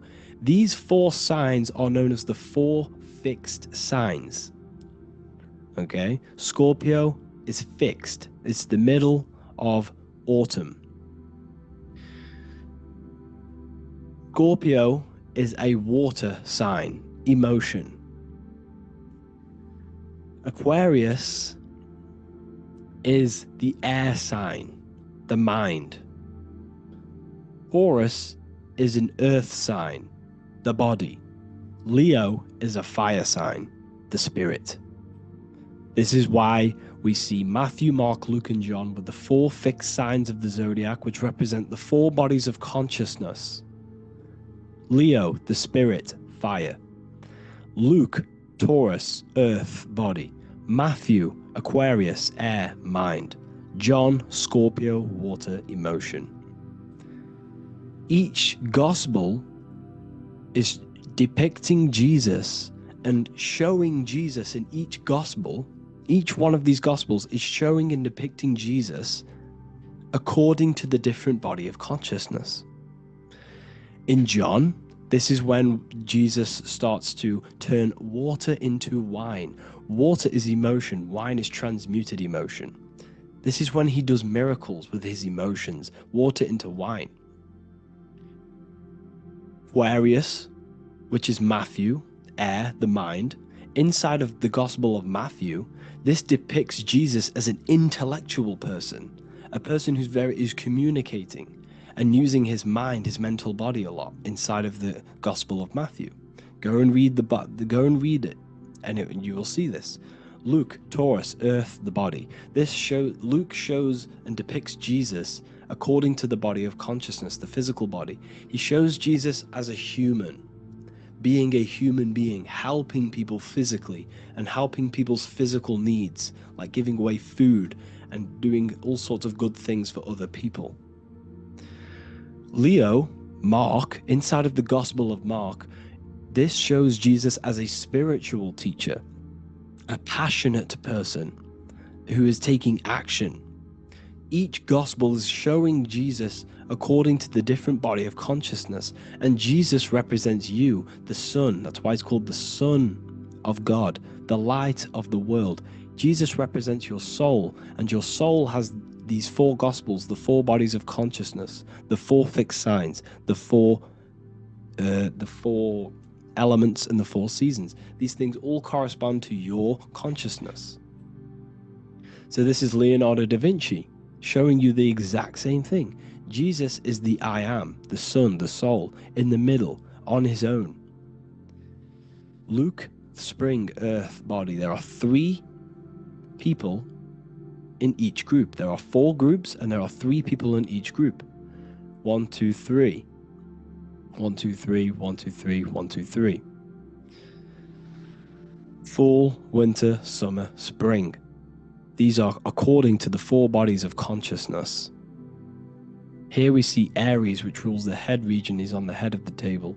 Gemini, he's holding up the two hands because Gemini rules the two hands, the two arms. Gemini is the two twins, which is the two arms and two hands, and the two lungs. Beginning of summer, which is Cancer. You see the big knife here? Cancer, him here, this grey-haired guy, holding a knife for the crab. Cancer, they pinch. You have a knife, symbolizing the crab. Leo, the middle of summer, showing dominance. The sun is very dominant. He's got his elbow on the table, showing dominance. Virgo has no Adam's apple. Cancer here is pointing at this woman's neck, saying there's no Adam's apple. This is Virgo, the virgin, the only woman. Jesus, the sun. This is Libra, the balancing. He's holding his arms out, balanced, showing the balancing of the sun, because when the sun enters Libra, the sun is balanced between winter and summer. So it's balanced. This is all astrology, but this is internal. Okay. This is Ezekiel's vision. Ezekiel had a vision in the Bible, and he saw the face of a man, the face of a lion, the face of an ox, and the face of an eagle. The eagle is Scorpio, the ox is Taurus, the lion is Leo, and the man is Aquarius. He saw the throne of God, and he saw the different bodies of consciousness. This is all symbolic for the different bodies of your soul. So when we look at the zodiac, we are actually looking at a map and the energies of our soul, and the energies of our bodies, and the energies of our consciousness. This is what we are looking at.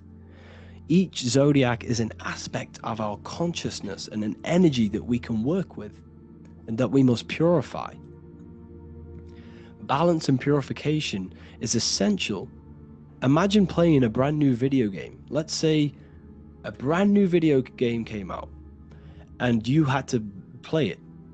What happens when you play that game? You don't know the controls. You cause chaos in that game.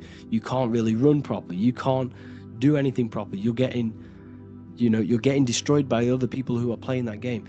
It's the same with your physical body. When you are born, you must learn how to play the game. You must learn how to balance the mind, learn how to balance the spirit, the emotions, and the physical body.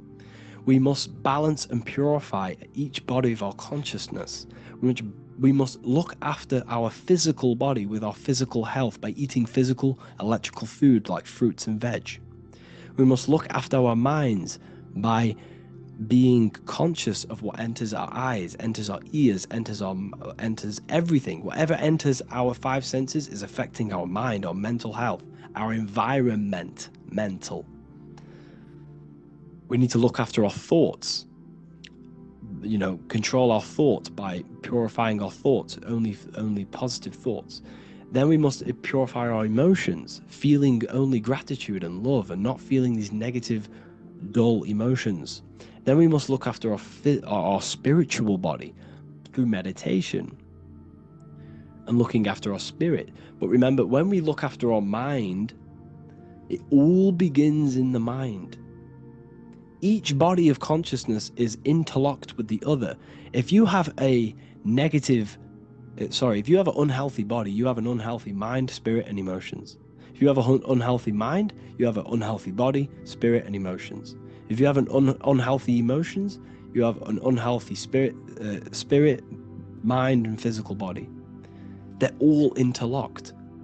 You must balance each one of them. Look after your physical body, look after your thoughts, look after your emotions, look after your spirit. But remember, the mind is the most powerful one. It's mind over matter.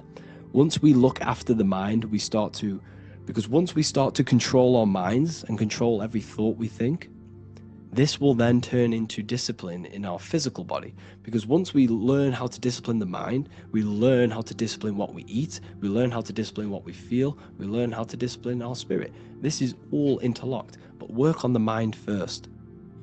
Work on the mind first. All of this knowledge is inside of the brand new Book of Wisdom, Volume 2. This is a revolution of human consciousness. If you've read it, please leave a review down below. If you've read Volume 1, leave a review down below. This is the next revolution. I don't see this information anywhere. This is the next revolution of human consciousness. And of course, if you are serious about this and you truly want to gain enlightenment and join an amazing community where you can connect with me on live calls, lectures, the Manifestation Mastery course, you can gain access to my library with over 45 PDFs plus my books. And if you do join the university, you can order a Volume 2 free of charge. All you have to do is to pay for shipping. If you truly take your knowledge serious and you want to take advantage of life, join the university. This is where truth seekers belong. Just want to say thank you all. Please leave a comment. Please leave a like. It's going to help me a lot spread this knowledge to the world. And yeah, share this with a friend and subscribe. Thank you all.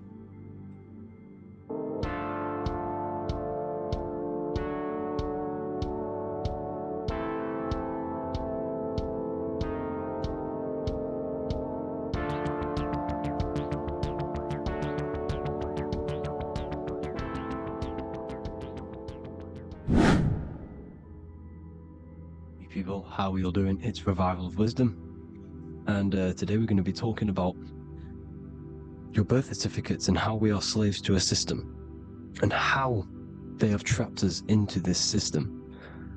Okay, so the first thing you need to understand about this system is there are two types of laws. You have the law of water, which is Admiralty law, and the law of the land.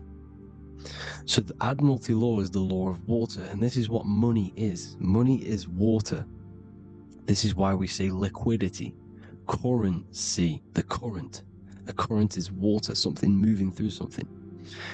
Cash flow. And this is why banks are called banks, because a river bank is on either side of the water, and it directs the currency. You see? So money is water. And as you can see here, Ripple, the cryptocurrency, Ripple, water Ripple, and they're building a bridge over water, overseas, international banking with cryptocurrency.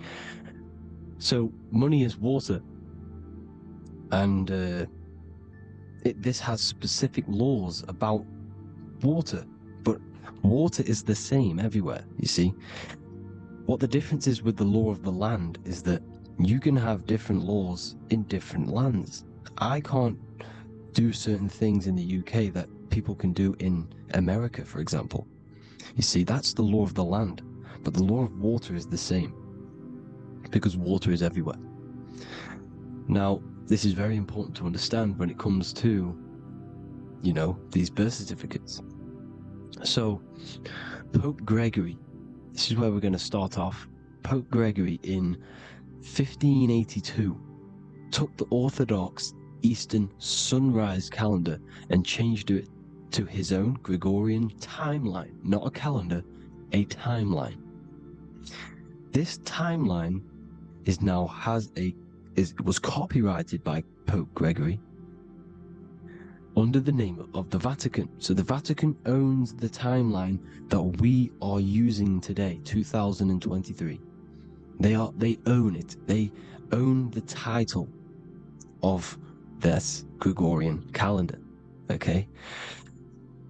Therefore, anyone who is born under this copyrighted timeline, not calendar, they are subjected to Rome because Rome owns the timeline. They have a patent, a copyright for that timeline.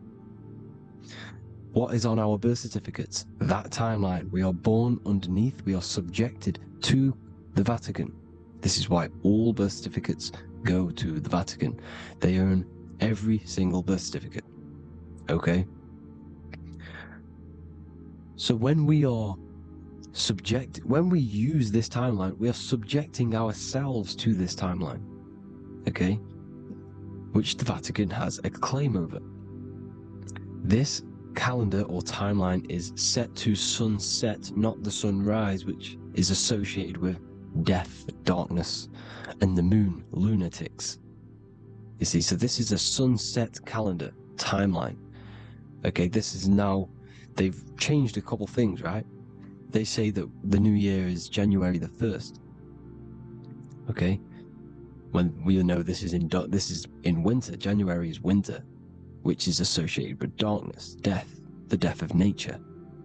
So this is a death cult, people. These people are evil. They're so evil. The Vatican. And this is why we use April Fool's Day, because April is in Aries, and Aries is always the start of the zodiac. This is why Aries rules the head region. 12 zodiacs, 12 systems of the body. Each zodiac is associated with each part of the body, and this is why Aries is the head, cerebrum. But we're not going to talk about it in this video. But yes, that is what April Fool's Day is. They're putting it in your face. April Fool's Day is the real start of the year, when the sun starts to rise again, when the risen Savior is resurrected, when it's born again. This is when the Jews celebrate the Passover.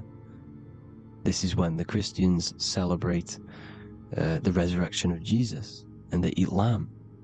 The Jews eat lamb because we're in Aries, the new year. The sun is now born again, our risen Savior, the light of the world. So yes, this is what April Fool's Day is. It's the first day of the year, which they changed. Pope Gregory changed. So you need to understand is that you are in the womb. You are inside of a ship, because every ship, literally a ship, every ship is female. This is why they say she delivers the product, because she does deliver the product, you, the baby. Same thing with a ship, they deliver products. They are a she. And when they pull up to the bay, like you can see on this picture, they're pulling up to the bay. This is now called the birth canal. The ship is now in birth, on paper. Okay, this is law. And when they pull up, they tie up to the bay, and now they get a certificate of manifest certifying all of the products which are on the ship and what they are bringing into that nation.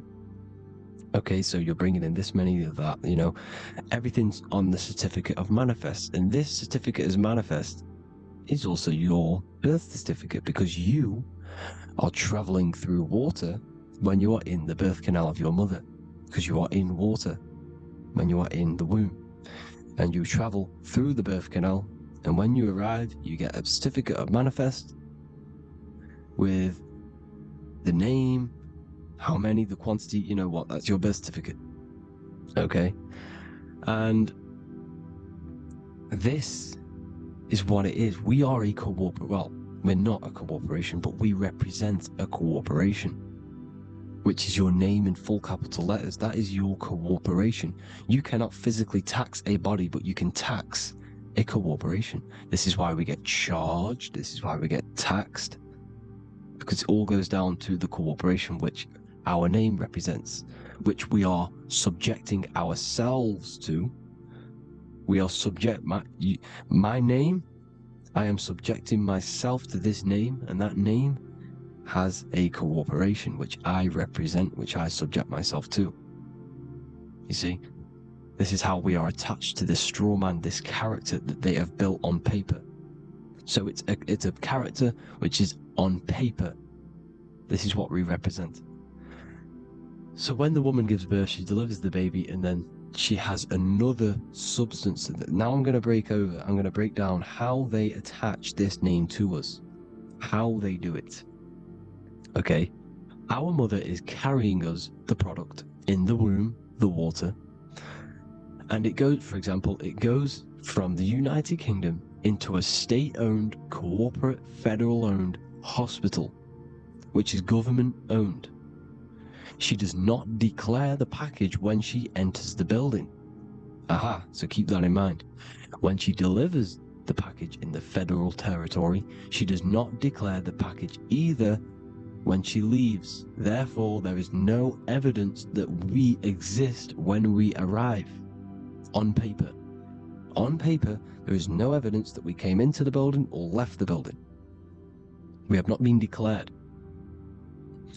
So we do not exist on paper at this point.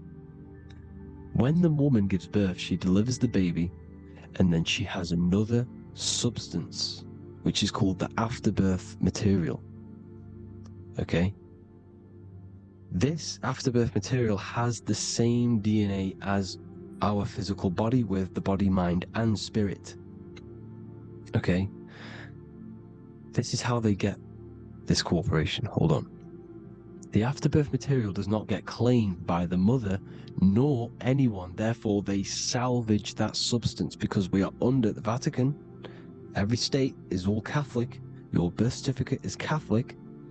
No matter what religion you think you are, every single birth certificate is Catholic, because we are subjected to Rome.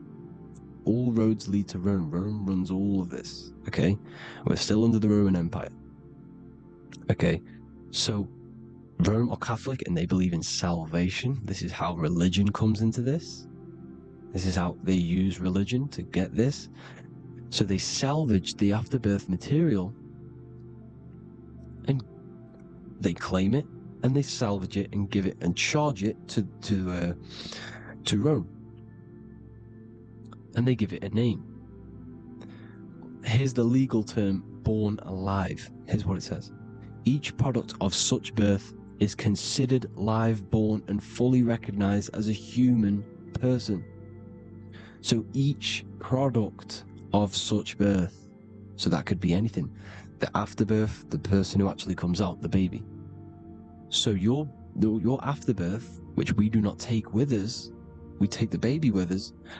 They keep that in the hospital. They collect the afterbirth, and they salvage it, and they give it the name, which it is us. We are a representative to that afterbirth material, which they put the name on. They claimed, which is subject to Rome. So we are walking around our whole lives as a representative to that claimed salvaged afterbirth material, which the federal state have. Okay? We are under the Catholic Church, Vatican, therefore the afterbirth material is a child of God. See?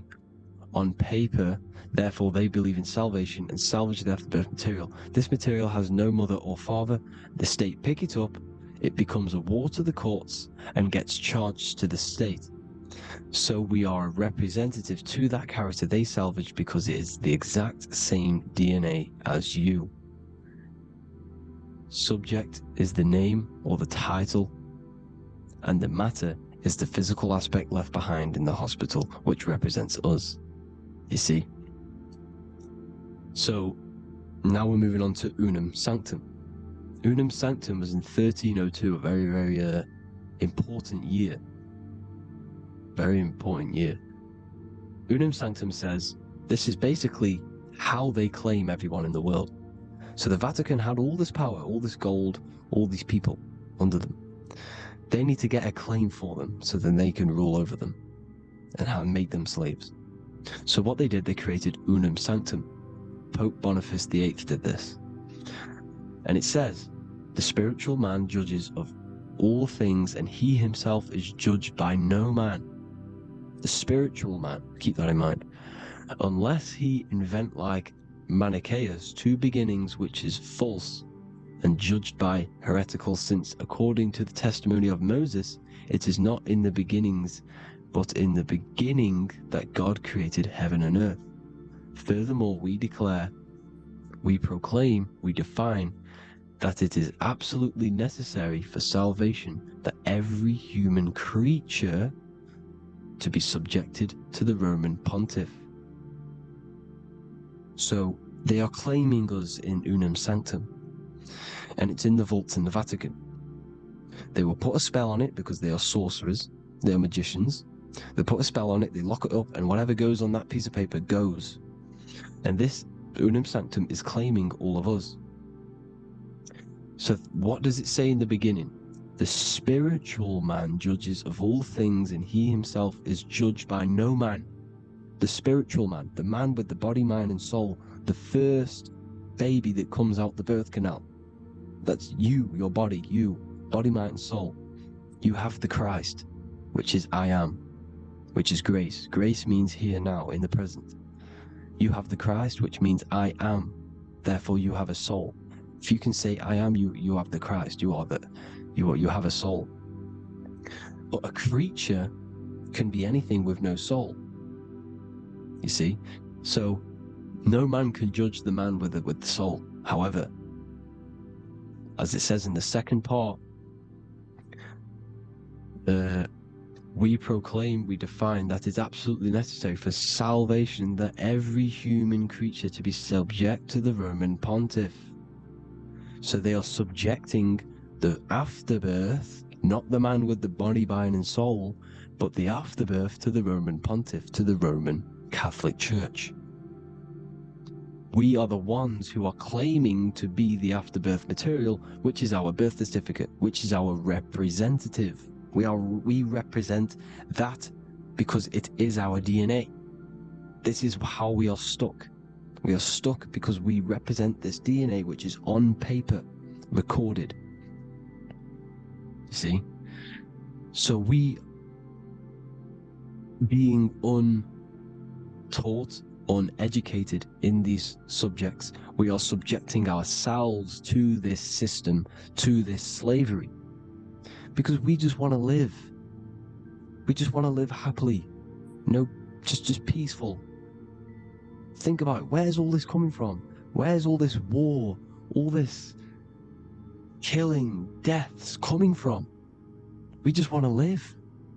It's coming from the Catholic Church, these evil death cult, which has subjected us, which has used us as slaves, and we are still slaves, and it's just going to get worse and worse and worse.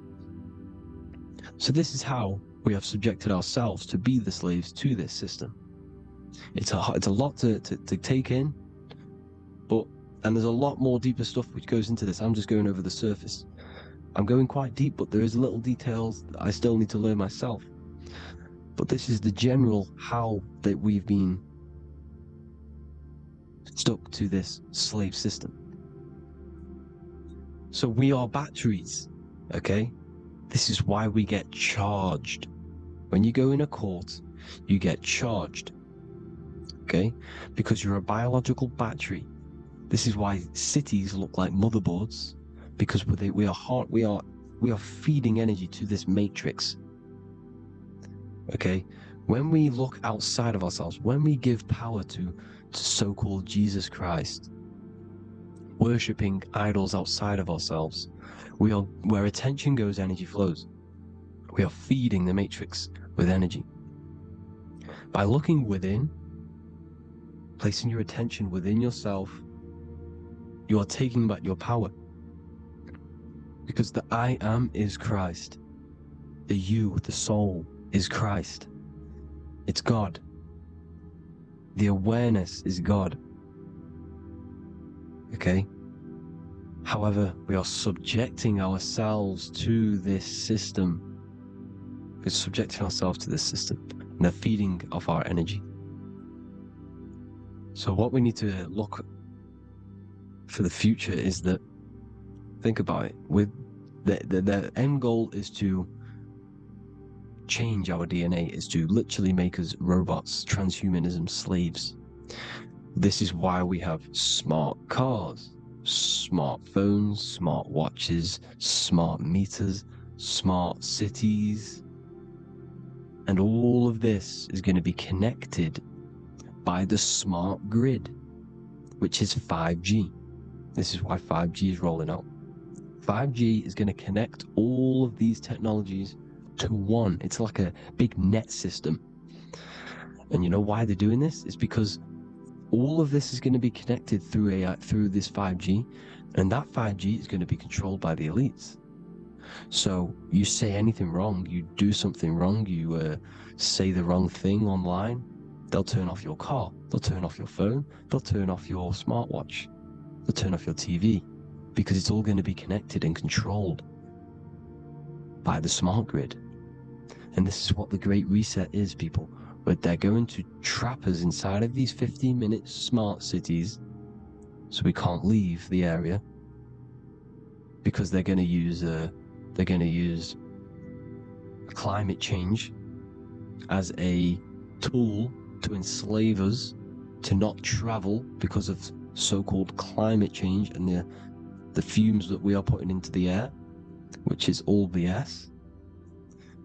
They're doing this to push these new cities, to push all of it. But listen, they're trying to get inside of your body.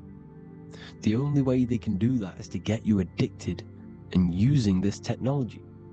First, they got on the body with the smartphone. Well, first of all, we use the technology. We get used to it with it in our hand. The next step for them was to get on the body, which is the Apple Watch, as you see down here. They have now successfully got onto the body. The next thing is to get inside of the body. This is the brain chip. You see how they've slowly lured their way in, slowly got you addicted to this technology, got you dependent on this technology. And what they're going to do is that they're going to mold society to be dependent on the brain chip. So in order, for example, if you want to go and pay for food, you're going to have to get a chip to pay for the food, because it's all going to be digital money. And that digital money will be connected to the chip, and you'll need the chip to pay for things. You see? So This is how they're slowly transhumanizing us. These phones, these apps, these things which are all we are all using was created by Freemasons. Mason means traveler, because they travel the depths of the mind. They understand human consciousness. They understand the brain. They understand the mind. By the deepest root cause, they understand it. This is what Masonry is. It's the occult. So these technologies is designed by these people. This is why they're so addictive, because they understand how it works. They understand how to get people addicted, because they understand human consciousness, the brain, the body, and the mind. So this is the advantage Freemasons have over us. And these secret societies, which have gone through the orders of Freemasonry and progressed onto these secret societies, which are the evil side, because I'm not saying Freemasonry is evil, okay? But the societies which they go beyond Freemasonry, because you can go beyond the 33rd degree into these secret societies, and they use this knowledge for the bad, to enslave people. And this is what's going to happen. Transhumanism. So I hope you all learned some insight for today. Please do a bit more research on, birth certificate and stuff like that, the straw man. And have an amazing day, people. Please like, comment, and subscribe. Peace.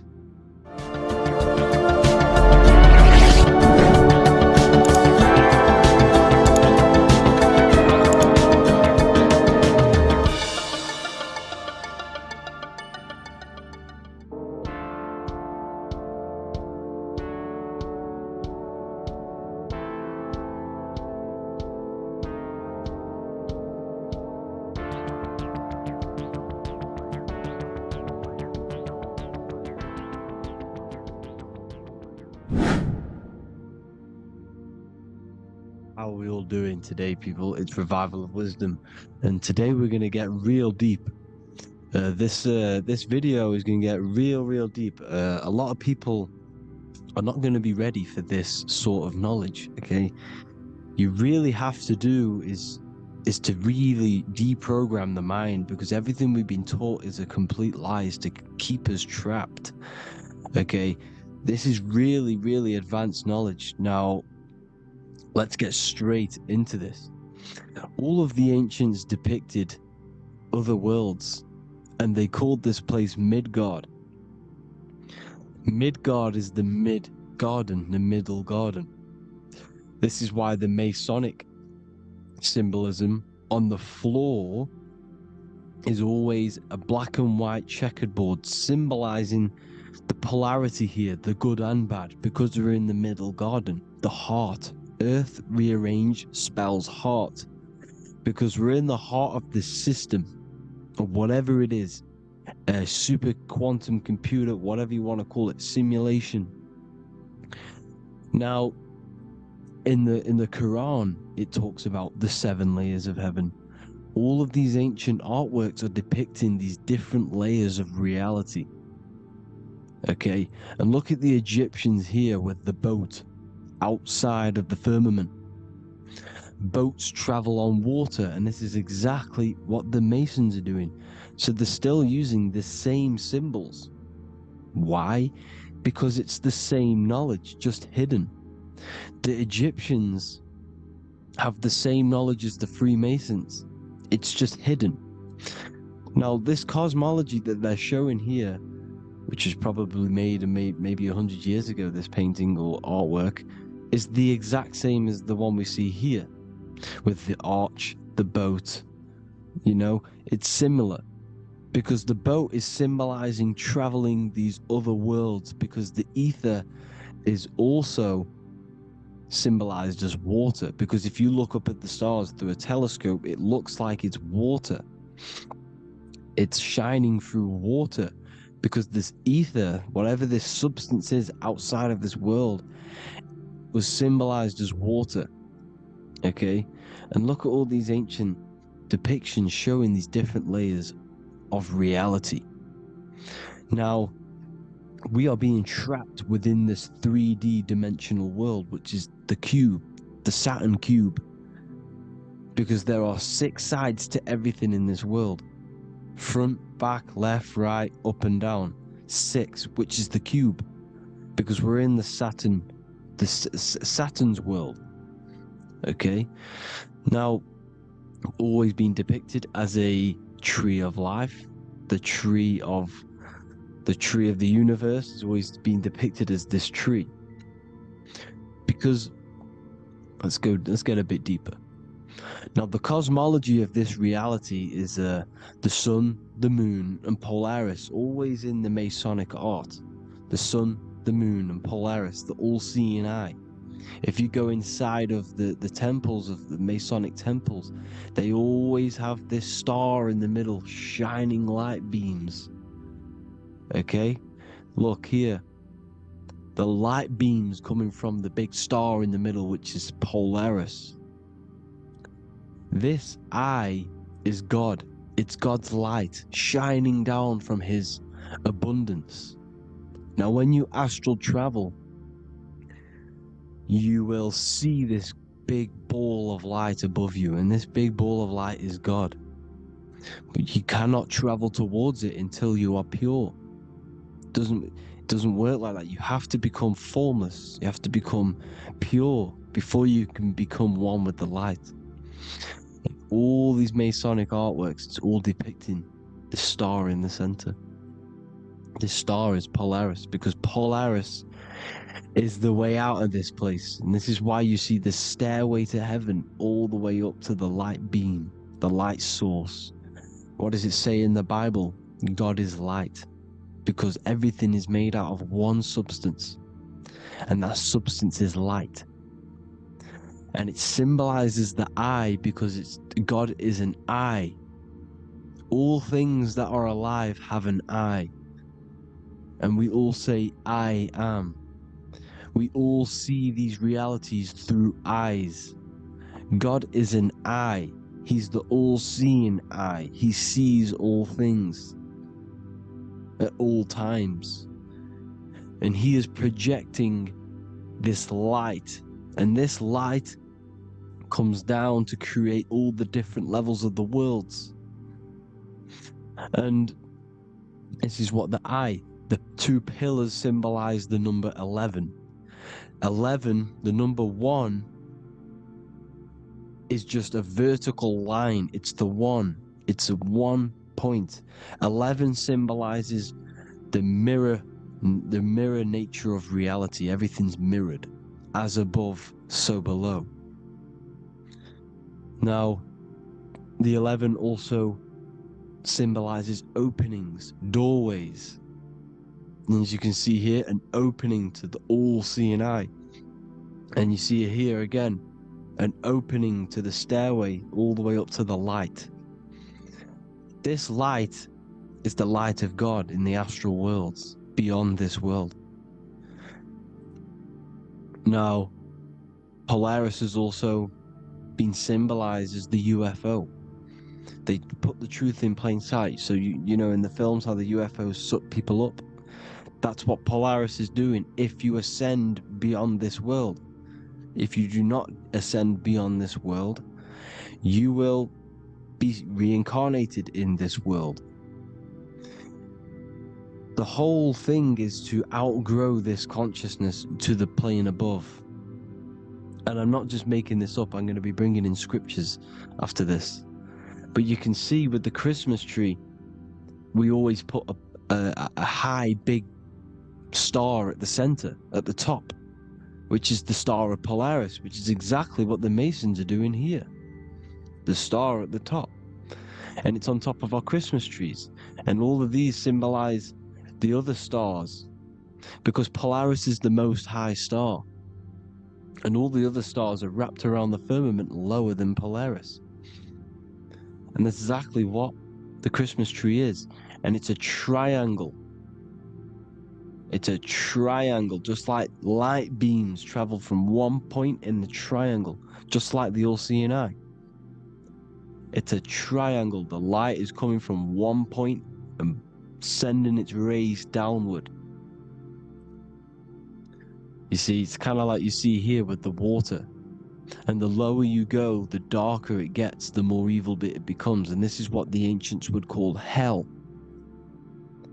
Now, this all-seeing eye is Polaris. And below Polaris is Mount Meru, the North Pole, the magnetic North Pole. The Tower of Babel, which is in the Bible. The etymology of the word Babel, Ba meaning spirit, which gives the ability to move the soul through the worlds, which is that's the ancient Egyptian description of the word Ba, meaning of the word Ba. You have the Ka, the Ba, the Ak, but the Ba is the one that gives the ability for the soul to move through the worlds. Your soul can't speak into a world without incarnating into it. Now, the Tower of Babel symbolizes Mount Meru because it's the word Ba is the spirit which gives the ability for the soul to move through the worlds. The Tower of Babel is the magnetic North Pole, Mount Meru, which gives the ability to move through these different worlds. And you can see the ancient Tibetans always showing this depiction of these different worlds coming from the center. Because we have to ascend our consciousness. It's not about how good you are to reach heaven.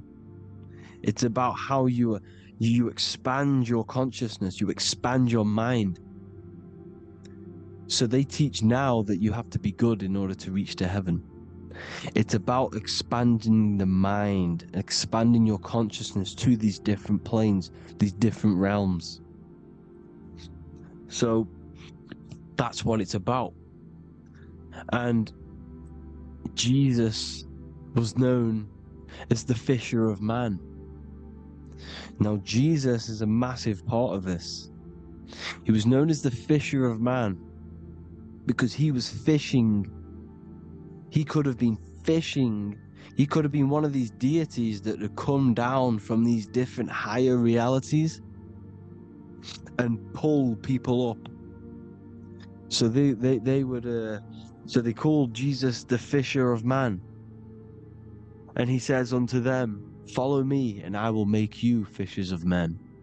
So these deities that we see in the past, like Buddha, Krishna, Hermes, Thoth, Jesus, could all be these entities who were coming down to pick up the minds that were worthy enough to see the higher planes of reality.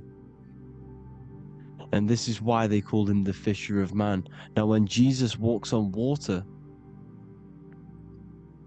there is a parable with Paul. And he says, "But Jesus immediately said unto them, Take courage, it is I, don't be afraid." He's talking about astral travel here. He's talking about leaving the body. Because when you leave the body in astral travel to see these alternative realities, you can't be afraid because fear is a bondage, which is what the Emerald Tablets talks about. "Lord, if it's you," Peter replied, "tell me to come to you on the water." The water. "Come," he said. And Peter got down from the boat, walked on the water, and came towards Jesus. But when he saw the wind, he was afraid and began to sink. When you become afraid in astral travel, you sink back into your body. "Lord, save me." So this is talking about Jesus pulling people up into different realities. And you can see the fish is the symbol of Jesus. Is another symbol of Jesus, a fish.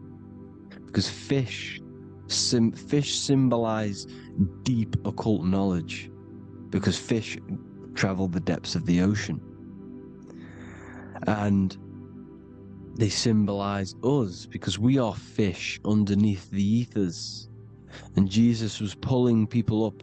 You see, so the Bible is a people today believe the Bible is a book telling you how to reach to heaven, how to become godly and reach heaven. But you've got to become the Jesus Christ to see these alternative realities. Now look at the Emerald Tablets is a massive part, and it speaks so much about these different realities. Look what it says here. This is in Emerald Tablet 3. Then in my heart grew a great longing to conquer the pathway that led to the stars, which is exactly what the Masons depict in all of their art. Look, the ladder to the stars. And then he goes on to say, years after years I sought after wisdom, seeking new knowledge, following the way, until at last my soul in great travail broke from its bondage and bounded away. Broke from the bondage of the body. Free was I from the bondage of earth men. Free from the body, I flashed through the night. The stars. The stars are a massive part in the astral world. Each star is a different reality. And the true astrology is the star that you came from. You came through a star to reach this, to reach here. There is a reason why you are here. There's a reason why you have the personality traits, because your soul came from a specific star.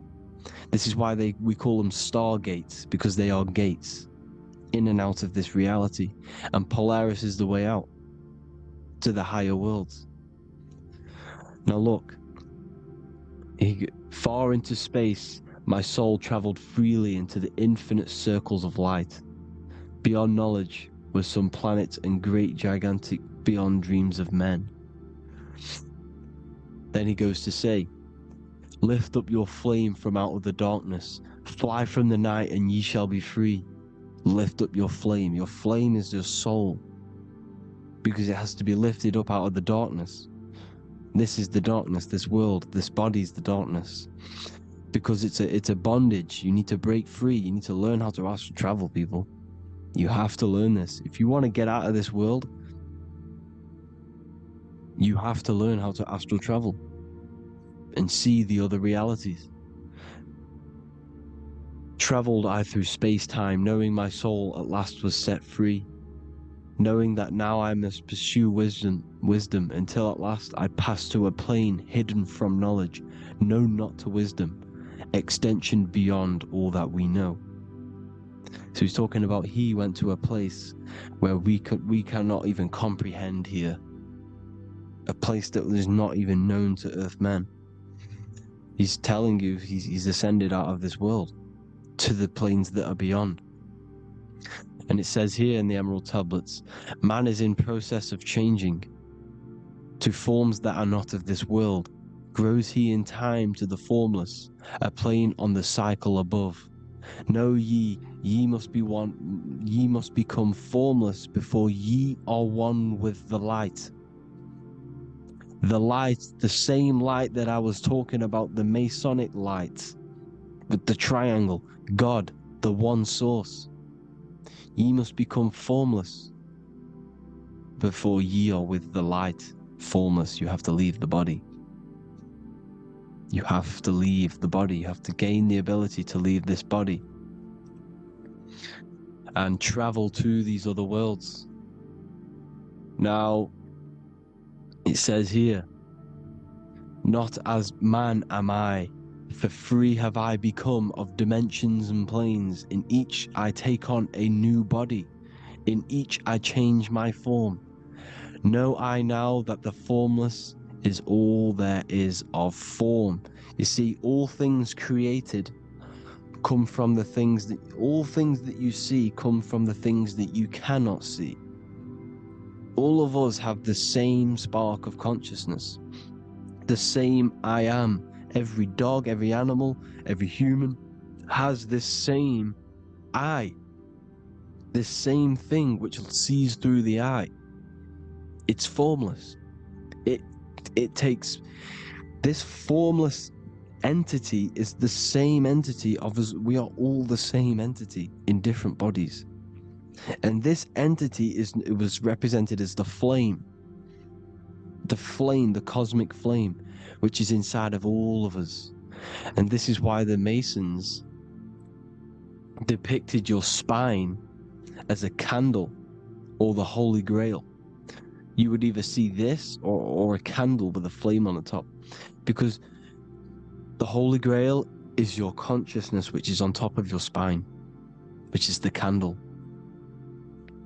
Now, Jesus, Thoth, Buddha were all these deities which were coming down to lift people up because they were fishermen of men. And he would lift you up to the higher worlds, out of this world, to the ones above. Now, Thoth, you can see him here, he's leading the way. He's holding someone and he's leading the way with knowledge and power. He was leading the way to other worlds, out of this world. There's no point trying to change this world. This world will stay the same. It will stay the same. You have to get out of this world, and that's what they're telling you. That's what they're keeping you from. They're keeping you stuck within this thin layer of reality. So what the Masons are doing, they have the ability to astral travel. They're living not stuck and bound to one reality, but living within the different layers of reality. And this is what Morpheus was doing in the Matrix. Morpheus was going into the Matrix to go and get Neo, which is exactly what Jesus was doing, pulling up people out of this world to the ones higher. And that's exactly what Morpheus is doing in the Matrix. If you haven't watched the Matrix, go and watch it. It will blow your mind. Everything I'm saying in this video, you will see it. Except that you don't need to use a machine to enter the Matrix. You just use your body. Well, you use your consciousness to leave this body. You see, Neo was also uploading himself into the simulation to pull people out of the simulation. And this is exactly what all of these gods were doing. The Fisher of Man, look, he was pulling people up out of this reality with the knowledge. Now, Jesus was always depicted with the mushrooms. Look at all this mushroom art. Mushrooms were literally the origin of Christianity. You can see it everywhere. There's mushrooms in all of the ancient art. Every single one of these paintings you see here, there's mushrooms on them. Mushrooms have the ability to see alternative states of consciousness. Now, if you go and do them, and you go to sleep, if you pop mushrooms, you go to sleep, and you will wake up in another reality. You will wake up in another reality. Don't try it if you don't want to do it. But if you've got the heart to do it, do it. Eat them, and go to sleep. You'll wake up in another reality. And Jesus was handing out mushrooms to the bright minds, to the minds that he wanted to fish out and pull up to the higher realities. He was giving them mushrooms to see themselves in an alternative state, in an alternative reality. This is why there was so much mushroom art. And it's not just ancient Christians, it's Sumerians, it's the Mayans, the Celtics, the Egyptians, all used mushrooms. All of them. Look at all this art. It's on stones, it's everywhere. Because mushrooms, see, everything in nature is a macro. Look at the form of a mushroom. It's literally your spine and brain. Because they alter your consciousness. Your body is just a radio receiver. Everything that you're experiencing is a program being ran by the central nervous system, and your consciousness is experiencing this program, these electrical impulses of the nervous system, because it's all feeding back to one point, which is the pineal gland. And this is the candle with the light on it. Type in Masonic candle and you'll see it. It's your spine with your spark of consciousness on top of the spine. And it's a mushroom because this sends you to alternative states of consciousness, alternative realities.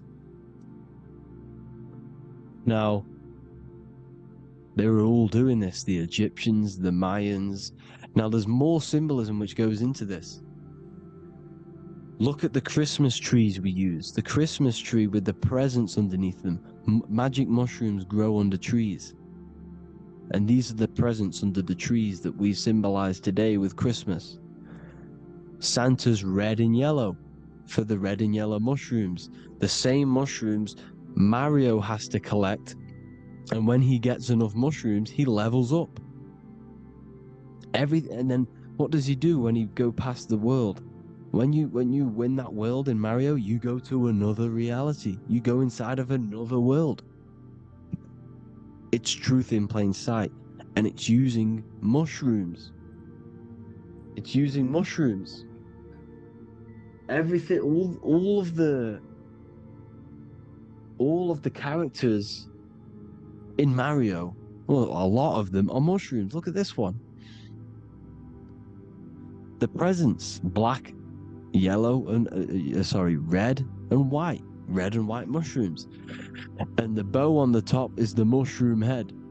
That's a bit of a reach, but, you know, the symbolism never lies, is what you need to understand. And it's as above, so below. Now look at the Sumerians. The Sumerians were also multi-dimensional beings. Okay, look at how they have the double faces. They had 1 foot in this reality and 1 foot in another reality. And look at this one, a double-headed god inside of like a portal. You see? Because it's, and look at these with the wings, the astral travel. Birds, ancient birds symbolize the soul. Because the soul is a bird, it flies to different worlds. It flies around the cosmos. And mushrooms gave you the ability to see these alternative states of consciousness, these alternate realities. Because you exist in infinite realities. You exist in infinite realities. Now look at the 33rd degree Ordo Ab Chao badge. You get this badge when you become a 33rd degree Freemason. And it's a double-headed eagle. A double-headed eagle. And you can see this in Sumeria first. Sumeria have the same symbol. A double-headed, bird. You can see it here. Here as well. And the Masons are still using this symbol today.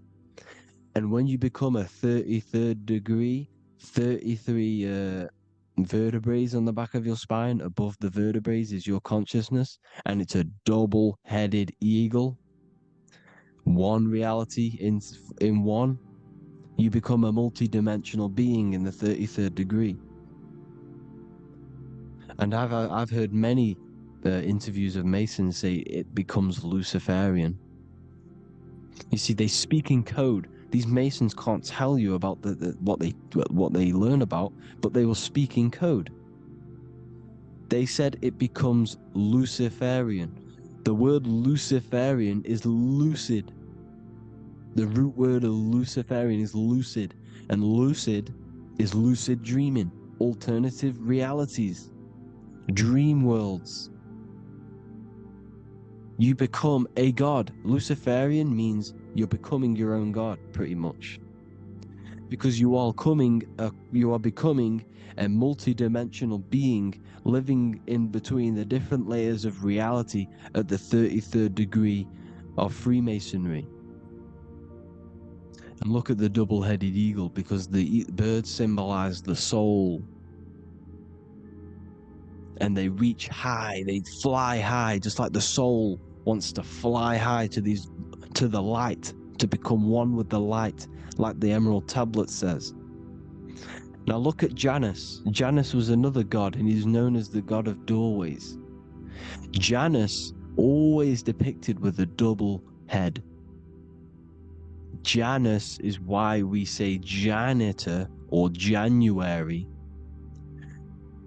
And January is entering a new year. Janus is known as the god of doorways with keys, always got a key. Because keys open doors. That's why the janitor holds all the keys.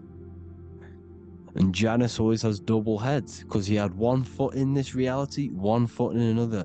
He was a multi-dimensional being, a Luciferian, living between the different layers of reality, except from instead of being stuck in one like we are. Well, a lot of people. And that's the whole point. You see, all of this stuff is about like changing the world and stuff like that. This world will probably never ever change. It's probably been like this forever. Well, forever, for a long time. But it's about moving out of this reality to the higher states. And the Masons always depict the ladder to the luminaries, the stars, with a key, the same key of Janus. The Vatican is a key, and it's in charge of all the religions. Why is it a key? Because they're holding back the key. They're keeping you stuck within this reality, keeping you stuck as identifying yourself with the body, identifying yourself with this world.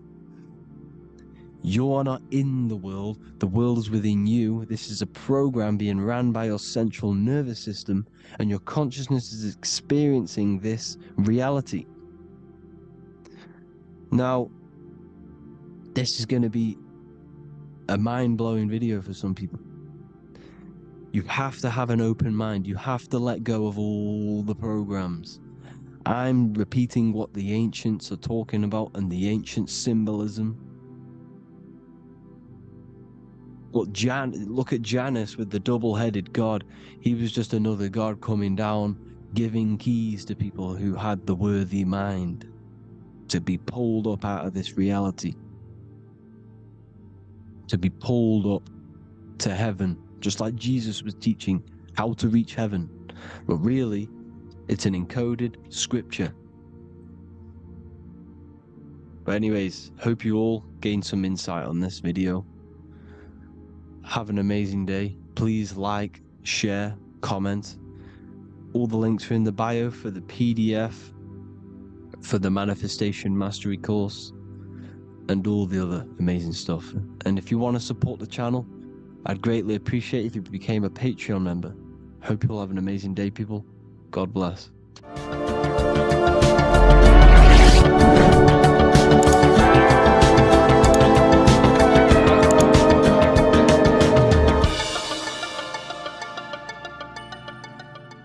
Welcome to Revival of Wisdom. Welcome people, we're back with another video. In this video we're talking about how Jesus Christ and Christianity is all sun worship. The Holy Bible of Christianity is not meant to be taken literal for history. It is a story and has lots of metaphors. Starting with the symbol of the cross of Jesus. This cross originates from this ancient cross of the sun. This symbol has been used for thousands of years, way before Jesus was a thing, in Europe, America, Asia, and all around the world.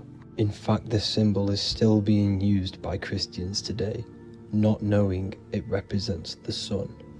This is a 4,500-year-old artifact, a golden plate with an equal-armed cross found in England.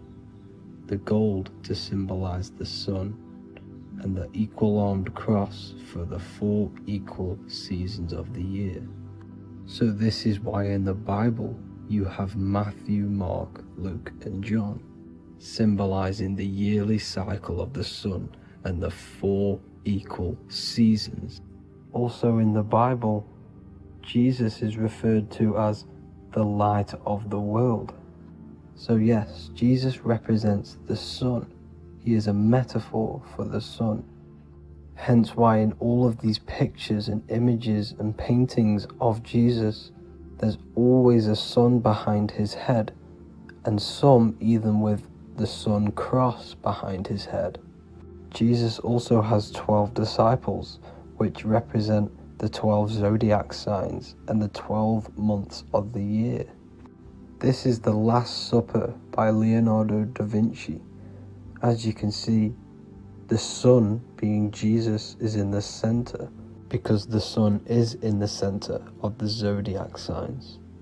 There are 4 groups which symbolize the 4 equal seasons. Each group contains 3 people symbolizing the 3 months and the 3 zodiac signs in that season.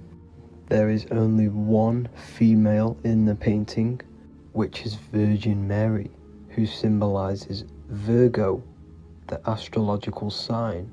So yes, Jesus symbolizes the sun with his 12 zodiac signs and 4 gospels for the 4 seasons of the year. However, there is another phenomenon. The 25th of December is known as the birth of Jesus Christ, which is known as Christmas today. Jesus symbolizing the sun and is born on December 25th. This is the day the sun moves 1 degree northward, bringing back the warmth, the growth of crops, the life and light back to the northern hemisphere. Everything is springing back to life, as we call it, spring.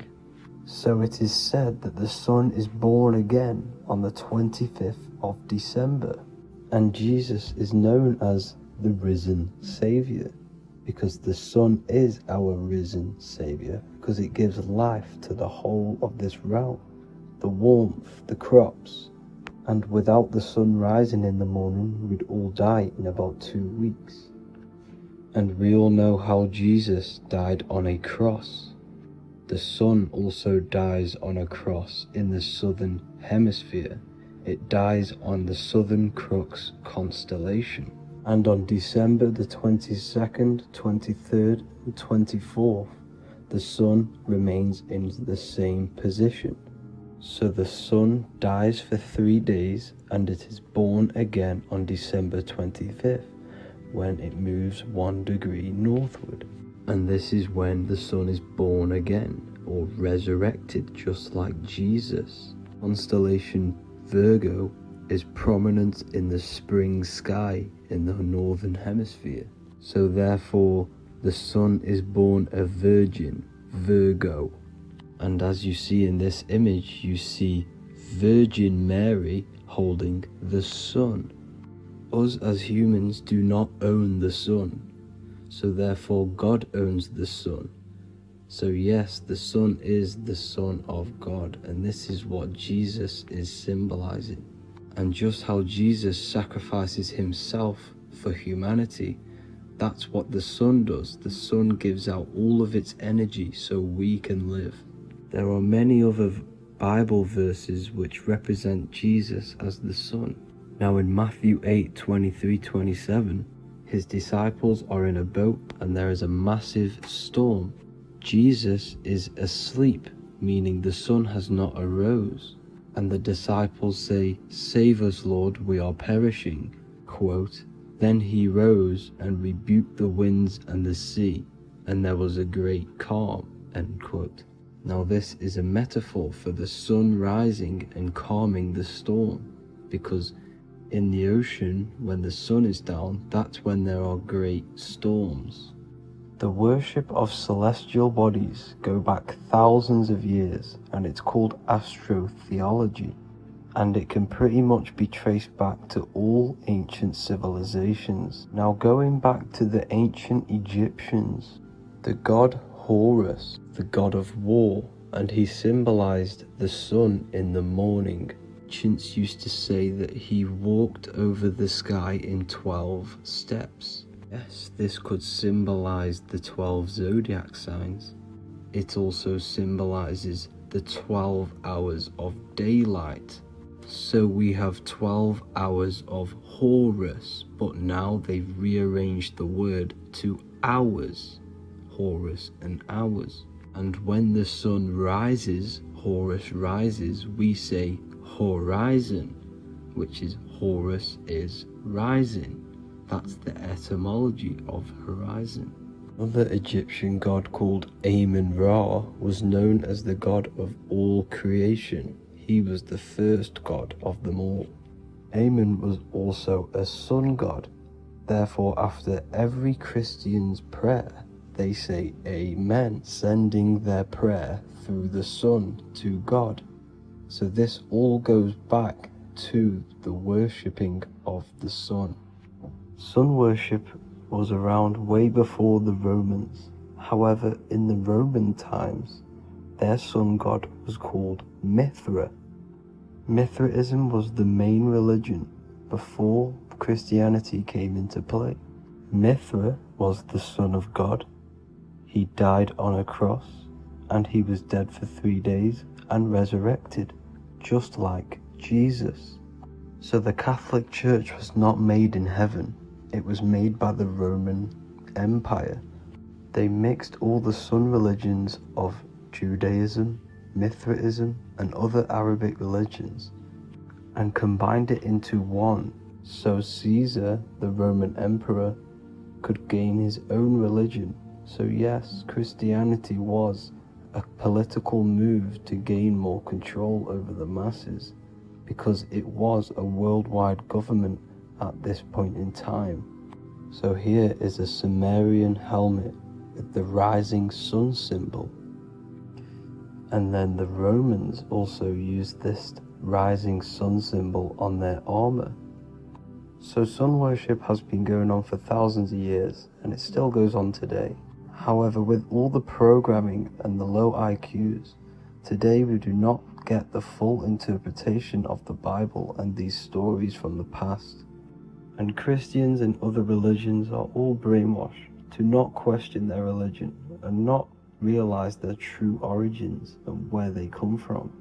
I do advise you all to do your own research and come to your own conclusions. However, I'm just pointing out the facts and connecting dots for you all to see. That's it for this video, guys and girls. Thank you all for tapping in. God bless.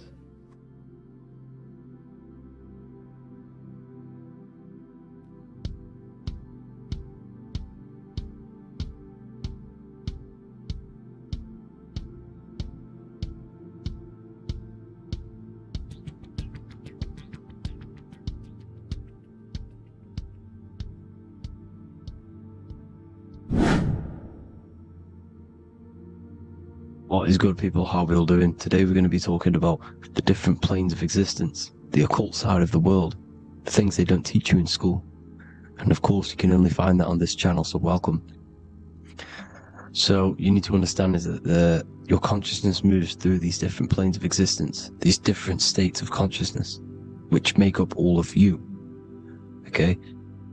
They are all interlocked planes. They are all interpenetrated into each other.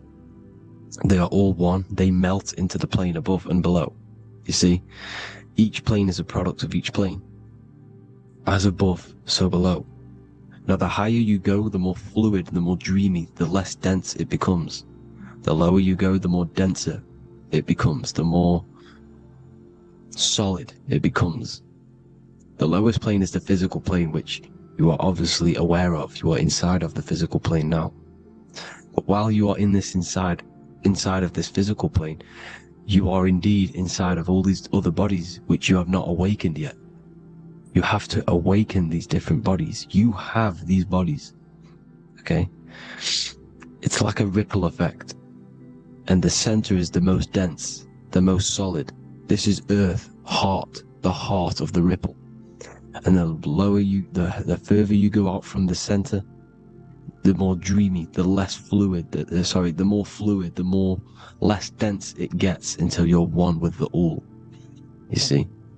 And this is what it's like. This is what this system is. It's like a ripple effect. Now, let's jump straight into the planes. First, you have the physical plane, made out of 4 elements. 5 5 elements. The ether is the mother of the elements. It's the womb of the elements. It's the 5th element. And it gives birth to the 4 other elements. 4 is stability. Tables have 4 legs, and this is why the ether gives birth to 4, because it's the foundation of the physical world. Fire, earth, water, air. They are not pure. Each one of the elements melts into the other one. For example, earth and water both share cold. Water and air both share wet. You see, they compose of each other. They melt, they mold into each other based off the vibrational state of the ether. That's what it is. The 4 elements are the vibrational states of the ether. Okay? So you have the 4 physical elements making this, physical world. It's the lowest world. It's the world of effect. This world, whatever you see, whatever you experience, it's the effect. You can't change anything by manipulating this world. You got to manipulate the higher worlds to affect this world, you see? As above, so below. This is the lowest plane. It has 3-dimensional. It's the 3rd dimension. Space, height, and thickness. That's all it is. Front, backwards, upwards. You see, it's 3-dimensional. We cannot perceive the hidden side, which is the interior of this existence. We cannot perceive the interior from our exterior view. We are looking into this world. Okay, this is the exterior view. We can't see what's inside of that. That's the 4th dimension, which is the next one. It's the most gross and dense plane. 4 states of matter, the most slowest vibrational molecules, exist in this plane. Above this plane, you have the ether. Okay, the word ether and either are the same thing, because either connects 2 scenarios in languages. I either support Manchester United or Liverpool. Either is connecting them 2 scenarios. The ether is doing the exact same, as you can see here on the planes of existence. It connects the astral world, which is very important, to the physical world. It's connecting these 2 worlds. So it's the ether. It's the ether. The ether is pure potential. Energy flows through the ether. It is pure energy, pure potential. Okay? The physical body is an exact copy of the etheric counterpart body. So every physical object has an etheric energy double. It's like a blueprint of that object. Every single object has an energy double, and that's the etheric double. Okay? The etheric body determines the shape of our physical body through its lines of force. All through life, it rebuilds and restores the physical body. Physical problems show up first in the etheric body, because as above, so below. You manipulate the higher planes, it will manipulate this plane. And this is why sorcery works. Contact with astral plane entities. We'll get into that a bit later. So, the reason why we can't see this plane, this energy world, which is all around us, which we are inside of right now as we speak, is that the molecules that compose it are further apart than those of the physical plane, making it invisible to the 2 eyes. That we can't perceive it. Our eyes cannot physically suck in that sort of information, and our brain cannot decode it. This is why, they brainwash us with all these programs to keep us asleep, to keep these other bodies we have asleep, so we don't find out about these other bodies, and is to make you believe that everything's just a material. Only the material world exists. They don't want you to know is that everything that you see is a result of something you cannot see. As above, so below. There are realities within this reality. This is what I'm breaking down now, these different planes, on how this reality works. So your etheric double is your energy body. You can see here the physical, etheric, astral. Astral is your spirit. The ether is a part of the physical plane. It's like just above the physical plane, but it's still part. But then the astral plane is completely separate. It's another plane, but they're all interlocked. Don't think they're apart. They're all interlocked. They're all one. They all melt into each other. The chakras that we have are inside of our etheric body. They are our sense of organs which tune us to the 4th dimension. These 7 chakras connect us to the astral world, the 4th dimension. Okay? They are points for the flow of energy from the universe / 7 planets, because the 7 chakras are your 7 planets, and the 7 planets are connected to the astral world. They are feeding these 7 centers in our body. They connect us to the universe, to our etheric counterpart, and then to us, supplying the physical body. Because the energy comes from above. As above, so below. These 7 centers, these 7 etheric chakras, are being supplied with energy from the universe, the 7 planets, the solar system. Then it supplies the physical body. You see? So the ether is very important, and this is, you know, that the ancients understood the science of the ether, and they could, you know, harness free electricity from it, because it's all around us. The ether is all around us, and this is what they were doing. They were harnessing free energy using the ether. The astral plane, the 4th dimension, very important plane. Very, very important. We've all been there. Every single one of you has been there. Okay? The 4th dimension is unseen of what we see. It's the interior of the exterior that we see.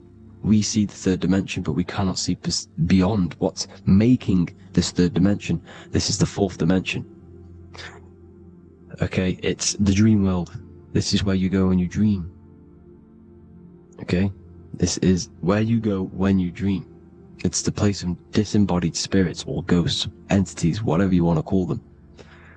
When you hear ringing in your ears, that is not tinnitus. That is an entity around you. Okay? That is an entity around you. The 4th dimension is where thought forms exist. Mental images. Thought forms as in what you see in your mind when you think of an image, because the mind is the highest plane of existence. Mind is the highest plane of existence, and it manipulates all of the planes below. So it goes the mental plane, then the astral plane. So the thought is in the mind, the mental plane. That just the thought alone, no image, but then the form depiction, the thought form exists. It manifests in the astral plane as a sort of image, an entity, a living conscious being. So this is why thoughts are things. You see, thought forms exist within the 4th dimension. So when you imagine something, when you are, for example, right now, look into your hand and imagine there's an apple in your hand. If you can see that, you are seeing into this 4th dimension. You can only see into this 4th dimension using the mind's eye, not the 2 eyes, the mind's eye. When you shut off the 2 eyes into darkness, the 3rd eye opens. The mind's eye is open, and you can see, you know, this is astral travel. You got to work on astral travel, and you will see this astral plane, this 4th dimension. And there are 3 different sections to this astral plane: higher, middle, or lower. So yes, there is a kind of a heaven and hell, and a middle, Midgard. Heaven being the higher vibrational entities manifesting higher vibrational thought forms existing there, the lower vibrational thought forms existing in the astral plane. But these thought forms are beings. You can create these beings. They're called elementals. Okay? If you entertain specific thoughts for long enough, this will plant a seed and it will grow. If you keep, so for example, you have a bad feeling or whatever, what's a good example? Unforgiving someone. You keep that energy inside of you for long enough, it will manifest in the 4th dimension. You entertain that thought long enough, it will manifest. And it will create an etheric body, and it will be an entity which will harm you. It will feed off you, this low vibrational energy. Your mind is so powerful. It creates thought forms, and these thought forms can take consciousness, can take bodies, etheric bodies. Now, that's why it's very important that you master your mind, master your thought patterns. So this 4th dimension is the astral world. So when you have a nightmare, this is the lower astral plane. You're in the lower astral plane. Whilst this physical body rests at night, your consciousness, you awaken this other body, your consciousness goes inside of this other body, whilst the physical body lays asleep. You see? So it's all inside of you. This is what you need to understand. You just haven't awakened these bodies yet. You can awaken them. You just got to awaken them. Okay? The next is the mental plane. This is the mind, the source, pure cause, pure motion, the most less dense, the most fluid. No form. There's no form to the mind. Astral plane is the first plane where a form takes existence, pretty much. The mental world has no form. It's pure mind, pure intelligence. Thoughts alone exist here without any images or manifestation. The most fluid, the most dreamy, the most causal plane. All of the rest take the effects of this plane. That's why it's mind over matter. Your thoughts they create vibrations. Each vibration is vibrating on a specific frequency, which creates mental images, creates effects down here on this physical plane. This is why it's so important to master your mind. Master what you think. Master your mind. It's the hardest thing to master. You could conquer the world, but it's probably harder to conquer your own mind than to conquer the whole world. I can promise you that, because the mind can play tricks on you. You got to listen to that inner guide within you that will constantly manifest the good things. So anyways, people, hope you learned a lot from this. Please work on trying to activate these other bodies. I will maybe do another video on trying to activate these bodies if you wish. Please comment down below if you would like to see that. And have an amazing day. Please like, subscribe, comment down below any video ideas you want me to do, any information you want me to spit. Thank you all. Have an amazing day.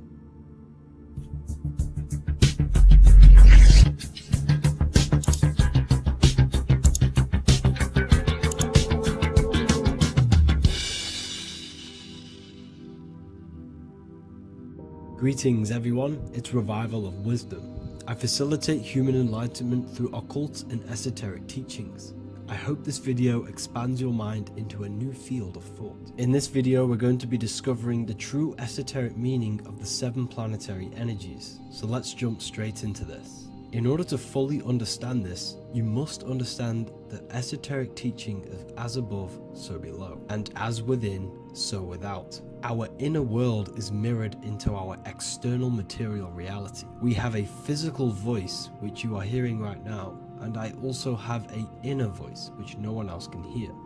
The inner world is invisible, and the external world is visible. In other words, the inner world is the spiritual world, and the outer world is the material world. The inner world of ourselves reflects and projects our outer world, which means everything in our external reality is somewhat reflection of our internal self. You are made in the image and likeness of God. You yourself are the universe experiencing itself in a 3-dimensional physical form. The Newtonian science has programmed you to believe that you are a physical being inside of a physical universe. They did this to limit your mind to only believing there is a physical universe and that you are separate from the universe or God.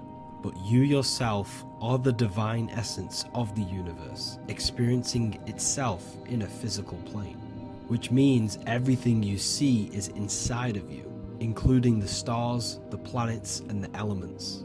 As above, so below. As within, so without.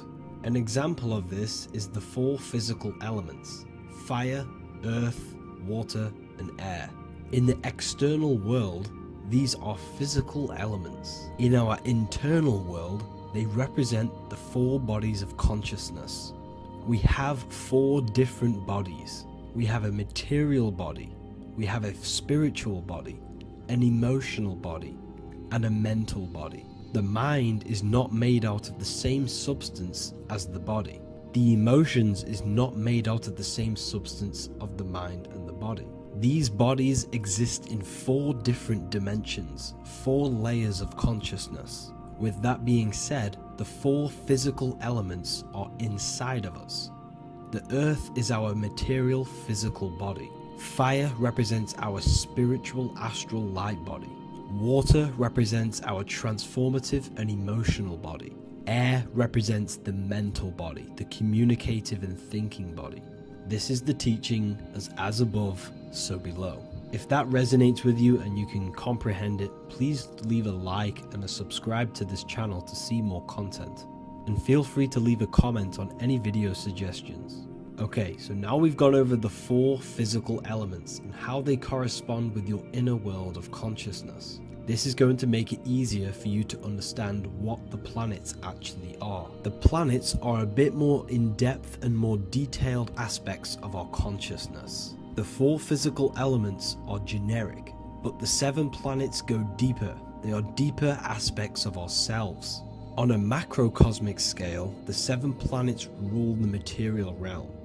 Every object, every animal, every plant, every stone, everything we see in this plane is governed and created under one of the 7 planets. I don't really like calling them planets. They are energies. They are spiritual forces that drive things into existence. An example of this is if we look at a tree. The roots of the tree are governed by Saturn. The stem of the tree is governed by the sun. The leaves of the tree are governed by the moon. Any offspring or fruit of the tree is governed by Jupiter. Any defense mechanisms of the tree is governed by Mars. The communication and networking of the tree is governed by Mercury. The smell and the look of the tree is governed by Venus. Everything we see in this material plane is governed by one of these specific energies. Everything material has a spiritual force that brings it into physical existence. This is the reason why we have 7 days of creation in the Bible. The 7 days of the week, all governed by the planetary energies. Monday is moon day for the moon. Mars governs Tuesday. Mercury is Wednesday. Jupiter is Thursday. Venus is Friday. Saturn is Saturn day. And Sunday is for the sun. This is the reason why there are so many 7s in this physical plane. 7 days of the week, the 7 colors, the 7 chakras, the 7 diatonic musical notes, the 7 lamps on the Jewish candlestick, the G inside of the Masonic square and compass. G is the 7th letter. Now let's go a little bit deeper into every planetary energy. Saturn in the external material plane governs the foundational and enduring aspects of existence, such as roots of plants, the bones of our body, and even the insects that dwell beneath the ground. Saturn represents the dull, hard, and unyielding forces of life, symbolizing structure, limitation, and conditioning. Under Saturn's influence, things become rigid, bound by restrictions and boundaries. This is the reason why Saturn is known as Father Time, because Saturn rules anything that is a restriction and a limitation, which is time. The whole of this material plane is governed by time. You will be born and you will die. This explains why there is so much Saturn symbology in this material plane. Saturn is one of the most important planetary energies. You are a spiritual being in a physical body. Your light, your consciousness is bound to the physical body until you learn how to escape the physical body. The body is a limitation for our infinite minds and spiritual bodies. Our infinite mind is stuck in this material body, governed by Saturn's limitation of time, matter, and space. Now let's dive into what Saturn means to our consciousness within our internal world. We've gone over what Saturn means in the external world. What does it mean to our consciousness? Internally, Saturn embodies the conditioning within our consciousness. When the Saturnian aspect of our consciousness dominates, we become overly rigid, fixated, and restricted in our thinking and actions. For example, Saturn's influence is strongly felt in today's world, where many people's minds are confined to societal norms and conditioned responses. Saturn is the aspect of our consciousness, our minds, such as limiting belief systems and limiting thoughts and emotions. This is the negative thought that you can't get rid of, that's holding you back. This is a Saturn aspect of our consciousness. However, this is not a negative thing. The Saturnian aspect of our consciousness is a great teacher, guiding us through difficult life lessons that ultimately lead us to growth and expansion. Saturn's energy allows us to experience and overcome fears and limitations so our minds can expand into new fields of thought, into new life. Although Saturn's energy is harsh and often challenging, it helps us develop resilience, discipline, and wisdom. However, in the modern day, this Saturnian energy has overpowered the minds of the masses, fostering excessive rigidity and limitation. This is why we see so much Saturn symbolism. It's literally everywhere because our minds are being dominated by the Saturnian limiting aspect of our consciousness. Now, let's move on to the moon. The moon, or lunar energy in the external material macrocosm plane, governs the elements of water, influencing the natural cycles such as the ocean tides, which rise and fall in harmony with the moon's phases. Beyond water, the moon also guides instinctual behaviors such as animal migrations.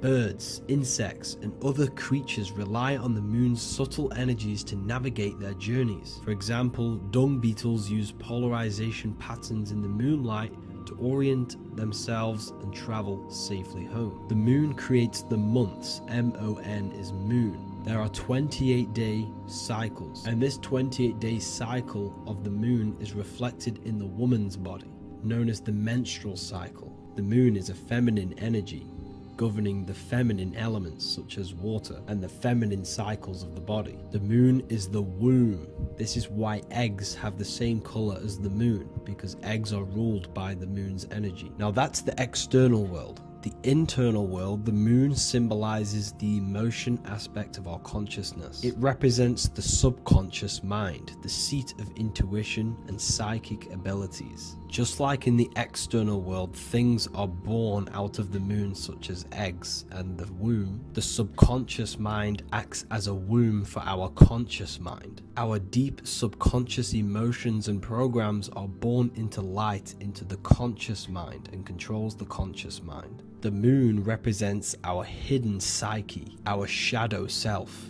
Now let's go on to the sun. The sun represents the life force. In the material external world, the sun is ruling over pretty much all life. The sun gives life to all things. Without the sun, animals could not exist, the human body could not work, and plants would not grow. The sun is the life force. It's the soul of the world. Now, in our internal world of consciousness, the sun represents our passion, our drive, our conscious mind. The aspect of our internal world that wants to drive things and give life to physical manifestation.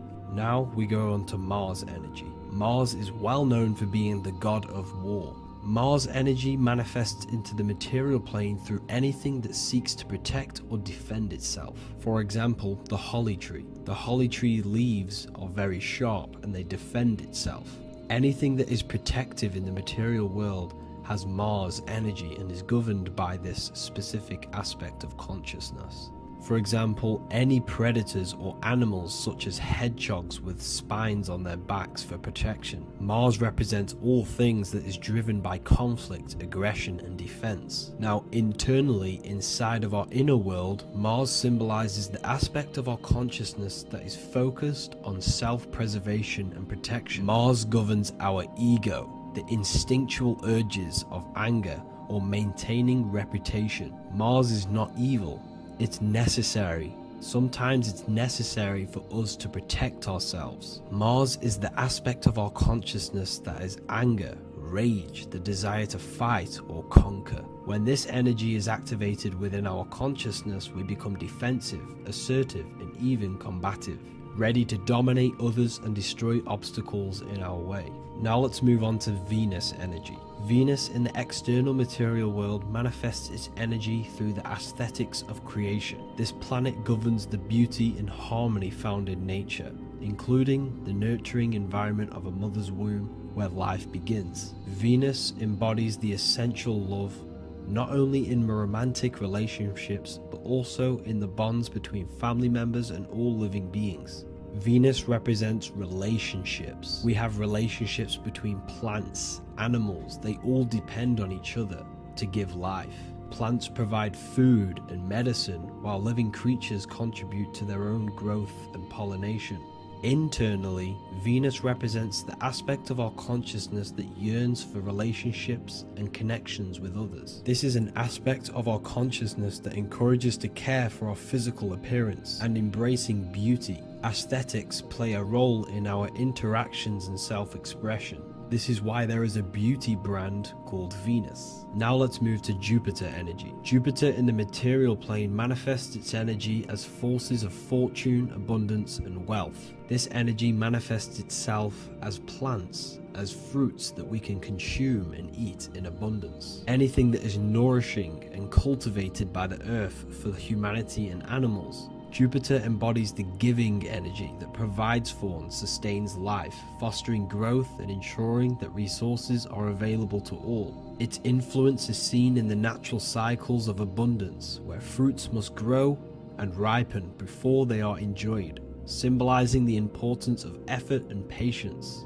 Internally, in our spiritual world, Jupiter represents the aspect of our consciousness that yearns for abundance and seeks growth in various aspects of our lives, including wealth, knowledge, and personal development of the mind, spirit, and the soul. This is the aspect of our consciousness that wants to gain wealth, that wants to gain expansion and abundance in our lives. However, when Jupiter's energy dominates our consciousness excessively, it can lead to feelings of stinginess and greed. It represents material possession. The last planet is Mercury. Mercury in the external world governs the vital elements such as seeds, air, communication, education, and electricity.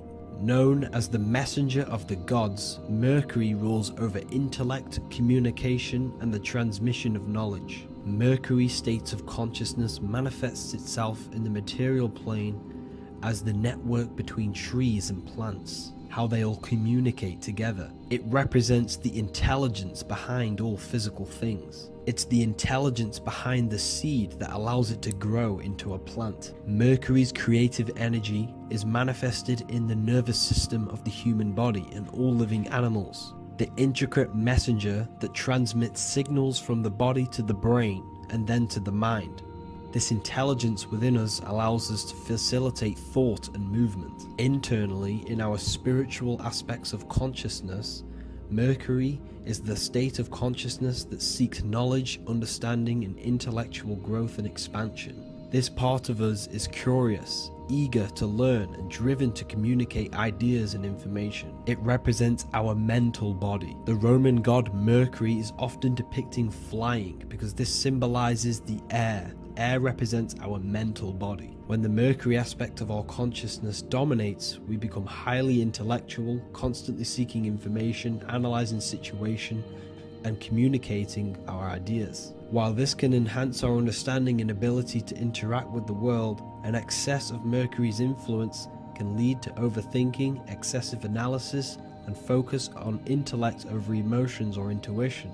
Okay, so they are the 7 planetary energies in the external world and your internal world of consciousness. These energies are manifested in the Roman mythology as human beings. They are depicted as human beings, but this is nothing but symbolism. These gods never existed physically. They represent aspects of our consciousness and spiritual forces that govern the material plane. Every material object, every intelligence, every piece of life in this universe is governed and brought into existence by one of these spiritual forces. Now, I hope this video has expanded your mind into a new realm of thought. Make sure to leave a like, a comment, and subscribe to the channel for more occult and esoteric information. You can read more about this topic and many more occult and esoteric teachings inside of my books, the Book of Wisdom Volume 1 and the Book of Wisdom Volume 2. I honestly advise that not everyone reads these books. These are books which will completely transform your view on reality. You will feel a lot better reading these books because you will find a connection with yourself and the universe. Understanding truth and knowing thyself gives you a sense of well-being. Like I said, this is not just a book. This is a beginning of your journey of expansion and growth. Reading them can be life-changing. Inside my university, I host live calls where you can ask me questions, and you can watch all the pre-recorded live calls. You also gain the ability to manifest your own reality through the Manifestation Mastery course. There is also a library with all of the PDFs that I've read in the past of occultism, symbolism, and esotericism that you can gain access to. There is a whole lecture section where you can watch all of my occult lectures. This is a place of transformation. The price of the university will be going up very soon. If you join now, you will gain a free sexual alchemy course which will teach you how to transmute sexual energy into creativity. I'll leave all the links in the description for the university and also my website where you can get my books. I hope you enjoyed this video. Take care. As above, so below. This is one of the most crucial teachings within esotericism, occultism, or what we like to call it today, spirituality. I don't like calling it spirituality because it's not spirituality. I teach human consciousness. I teach the science of you and your consciousness alone and your being. And in order to fully understand you and this world around you, you must understand this number one principle of as above, so below. There is many misconceptions of this, and there is many simple teachings of this, but I'm going to break it down today from the most simplest to the most complex, and you will see the connections between all things. This is the most important lesson you could ever learn, and I'm going to teach it you today. So what you must understand is with the term as above, so below, it applies with everything you see in this world and about yourself. We have something called the macro, which means the bigger scale. On the bigger scale, we have the whole earth. If we look down from the sky on top of rivers, this is what we see. We see this tree pattern. Then on a smaller scale, we see trees have the same pattern. Then we look even closer. We're going smaller and smaller into the leaves of the tree. We see the same pattern. Then we go even more micro into the human brain and look at the human brain cells, and we see the same pattern. This is proof this is a fractal universe, and everything is in the micro is reflected in the macro. As above, so below. As within, so without. On the macro is a reflection of the micro. So now that you understand this, we can go a bit further. A yearly cycle of spring, summer, fall, winter is a macro. A micro is a daily cycle. So a day is a mini year. The summer is the midday. Autumn is the evening. Night is the winter. And spring is the morning. This is a macro, a reflection. We have a miniature cycle of the zodiac every single day. And this cycle is also reflecting the cycle of life and death. We live, we are born, which is the spring. We live, which is the summer. We then age, which is the autumn. And then we die, which is the winter. And then we are reborn again. This is the cycle of life and death. And you do this every single day. You see, death is a macrocosm of sleep. This is why we say sleep is the cousin of death. Because you die every single night. You do this process of life and death every single day. As above, so below. What's in the micro is in the macro. So when you go to sleep, you are essentially dying. And then in the morning when you wake up, you are then born again. This is a fractal cycle that we live in. Everything in this whole world is fractal. Everything applies to as above, so below. We have the sun, we have the moon, we have the day, we have the night. We have the life, we have the death. We have the conscious, we have sleep. As above, so below. We have the conscious mind, because now we're diving into as within, so without. As above, so below more refers to the external world. As within, so without is referring to your inner world and the outer world. What you must understand is about yourself. You exist in two realms. You're an individual. The dual nature of you. You exist in two realms at once. You have an inner world of your thought, emotion. This is the inner world that no one else can see but yourself. And you have an outer world with a physical body which everyone can see. So you exist in two worlds. You have the inner voice, you have the outer physical voice, which I'm speaking to you with now. But I also have an inner voice, which no one can hear, only but me. So you exist in the light and you exist in the darkness. The sun represents your external self, your physical, conscious mind. The moon represents your shadow self, the inner self, the psyche self, the spirit self. There is an as above, so below. The sun is within you. The moon is within you. Everything is within you. Now that you understand as above, so below, what is your body? Your body is a miniature earth. Let me repeat, your body is an earth. Your body is the earth. Okay? Because like I say many times in all of my videos, you are not in the world. The world is you. You are the universe. Your brain is a computer creating this reality. What you see with your eyes is produced in the back of the brain called the visual cortex. You don't look into the world, the brain produces the world. The body produces the world. When you touch something, you're not actually touching something. This is the electrical nervous system. When you touch something, what you feel is actually electrical signals on your nervous system reporting back to your brain. Therefore, when this body dies, you leave the earth because this body is the earth. Okay? As above, so below. You have the mental plane, the astral plane, the etheric plane, and the physical plane. This is essential for understanding reality and the teaching of as above, so below. Everything in this material plane began in the thinking mind.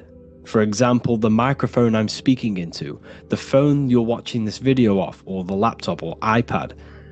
Where did this begin? It didn't begin in the factory. The first ever place this item begun was in the mind of an individual. The invisible realms of mind is where all physical things and physical items begun. Essentially, this physical plane is the effect of the thinking mind. This world is the world of effect. It's the world of outcomes. When you see something, it is already manifest. It is already being manifested. It is an effect. And in the effect of the cause, which is the thinking mind. Therefore, the mind creates thoughts, which is the mental plane. Then after thoughts creates imagination, which is the astral plane. These two are spiritual. They are non-physical. So spirit kind of means non-physical. Then you have the physical planes, the etheric and the physical plane. As above, so below. What happens in the mind is manifest on the physical plane. Like I said, the phone that you are holding, it was a thought, and then it brought down into a physical reality. As above, so below. You change the mind, you change your reality. Your environment. The word environment has ment in it because your environment is mental. So now that you understand this, so what is the world around you? The world around you was created by the mind of God. It was manifested through God's thought. So you are living in the mind of God. You are a thought in the mind of God. God thought you into existence. But like I said, we are all fractals. Everything is fractal. If God exists, this means that you are God, as above, so below. God created you through the thinking mind, and he gave you a thinking mind. So God created the macrocosm. God created the macro, the whole world. He designed the whole world, the sun, the stars, the moving. He designed this. But then he gave you the thinking mind to design your own life and create your own life in his world. You are a microcosm of God's macrocosm. Just like God thought you into existence and the whole world into existence, you are a microcosm thinking your world, your reality into existence. You see this now? Everything is a reflection, everything is a mirror, everything is fractal. So in order for you to change your reality, you must change these higher planes. Your thought and imagination are the two key aspects of creating physical reality. Every object you see around you was begun in these higher planes of the non-physical, and they were brought out of spirit into physical matter through the thinking mind and physical action. So now we're going to get a bit deeper. The brain is not the mind. Now that you understand, we have spirit and matter. As above, so below. You have a non-physical side of reality and a physical side of reality. The mind is the spiritual brain. The brain is a physical manifestation, a physical effect of the mind. The mind uses the brain to operate in the physical world, and it's the same with the heart. The soul manifests itself physically through the heart. The heart is a physical manifestation of the soul, of the emotion, thought and emotion, the mind and the soul, the brain and the heart, heaven and earth. So you have the inner world and the outer world, the spiritual, non-physical, and the physical. So we are all on this process of awakening, an expansion of our minds into new fields of thought, into new fields of awakening ourselves. Because essentially we are born into this world, but you are born many, many times. You can be born physically and you can be born spiritually. Like I said, everything is fractal. So just like when the baby finds out that there is a world outside of its mother, what does the baby do? The baby seeks a way out of its mother, and then the baby is now born into a new world, a world outside of its mother's womb. It's the same with you and your spiritual process. As your mind becomes aware that there are other realities beyond your physical body, it then seeks a way out. And this is why you are probably watching my YouTube, because you are now on the path. Something within you has guided you to this path of knowledge, truth, enlightenment, and expanding your consciousness. And it is your soul who brought you here. Your soul speaks through emotion, a guidance. Emotion is the language of the soul. When you feel very bad, this is your soul telling you you're not in the right place. You're doing the wrong things. Because the soul is always unfolding its purpose, which is expansion and learning. That is it. The mastery of the self and the learning of the mind is the only thing that counts in the end after this life. So you are on a journey of expansion, of learning, creating, and spiritual rebirth. As above, so below. What does this body tell you? When I see someone overweight, I don't see the overweight. I don't see the body. I see the mind. I see an undisciplined mind. I see a mind that lacks self-control. I see a mind that seeks external validation. That's what I see when I see an overweight person. I don't see his body. I see the result of his mind. Because what does the Bible tell you? You shall know them by their fruits. It's the same saying as above, so below. You shall know them by their fruit. The fruit is their manifestation. Your body is a direct correlation and manifestation of your mind. Your inner world projects your outer world. As within, so without. As above, so below. Now, what do you see when you see this man's body? I see discipline. I see strength. Mental strength, not physical strength. I see mental resilience of pain. Because all of this man's mental energy has been manifested physically within his muscle. This body is a direct manifestation of this man's mind's pain and suffering, and it shows discipline. This is why people instantly respect you if you are in shape. You walk into a room and you are in shape, people will instantly give you respect because they know that you are mentally disciplined. The body is a reflection of your inner world, and it's the same with your friends, your family, your connections with people. If you think about yourself very negatively all the time, and you don't have a good connection with yourself, you don't have a connection with your true self, this will manifest into every single relationship you have in your life. If you don't have a good relationship with your inner self, you don't have a good relationship with the people and the friends around you. Because as within, so without. If you think negative about yourself, you will only pick up the negative in other people. If I think very highly of myself and I think very happy and good things about myself, I will then see the good things in other people. Because it's as above, so below. As the inner world is, so is the outer world. It's the same with your life circumstances.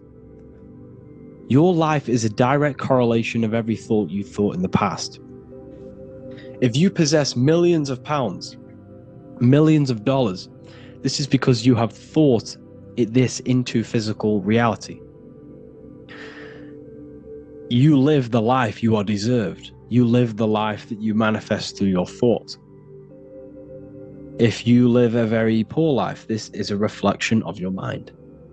This is a reflection of what you have thought into physical existence. Because like I said, everything begins in the mind. As above, so below. And this is even present within the body. So where is the head? The head is at the very top of the body. And where does all manifestation begin? In the mind. That's where the mind is, in the head. And then the thoughts we think travel down the body into the heart, which is the emotion. Every thought we think is in the emotion.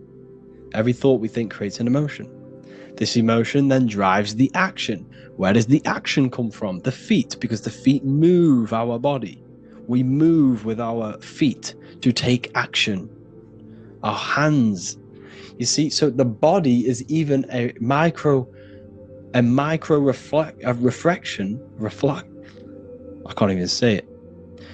reflection of the order of manifestation. This blew my mind when I figured this out. You see, the head, the thoughts begin here. This is the beginning of all manifestation. Then it comes down to the heart. This is the emotion. Then you take the action. The thought and emotion then sparks the action, which is taken with the hands and the feet. And where's the lowest point on the body? The feet, and that's touching the physical earth. So the head is where the thought is, the non-physical, and the lowest point on the body, which is touching the physical earth. So the head represents spirit, the feet represent matter, spirit and matter. Your room, if I walk into your room and I see a messy room, I don't see the room, I see a messy mind. The room is a reflection of the mind. If you have a messy room, this is your mind. It's an externalization of your unsorted mind, undisciplined mind. So like I said, we are all God, and we must find the God self within us. And I teach all of this inside the Book of Wisdom, Volume 2.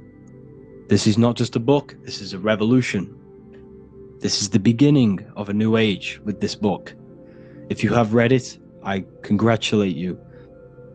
You should feel very proud of yourself if you have an open mind. You should feel proud of yourself for watching these videos, because not many people have an open mind. Remember this, people. You are special if you're watching these videos. You have the mind. You have the ability to see through the illusion. And I take my hat off to you. You want to take this to the next step? Read the book. Or if you want to take it to the serious levels, join the university. The university, you gain access to every piece of my material that I've ever done, all of my books, all of my lectures that are hidden from YouTube, that are hidden from everywhere else, the lectures that give you real power.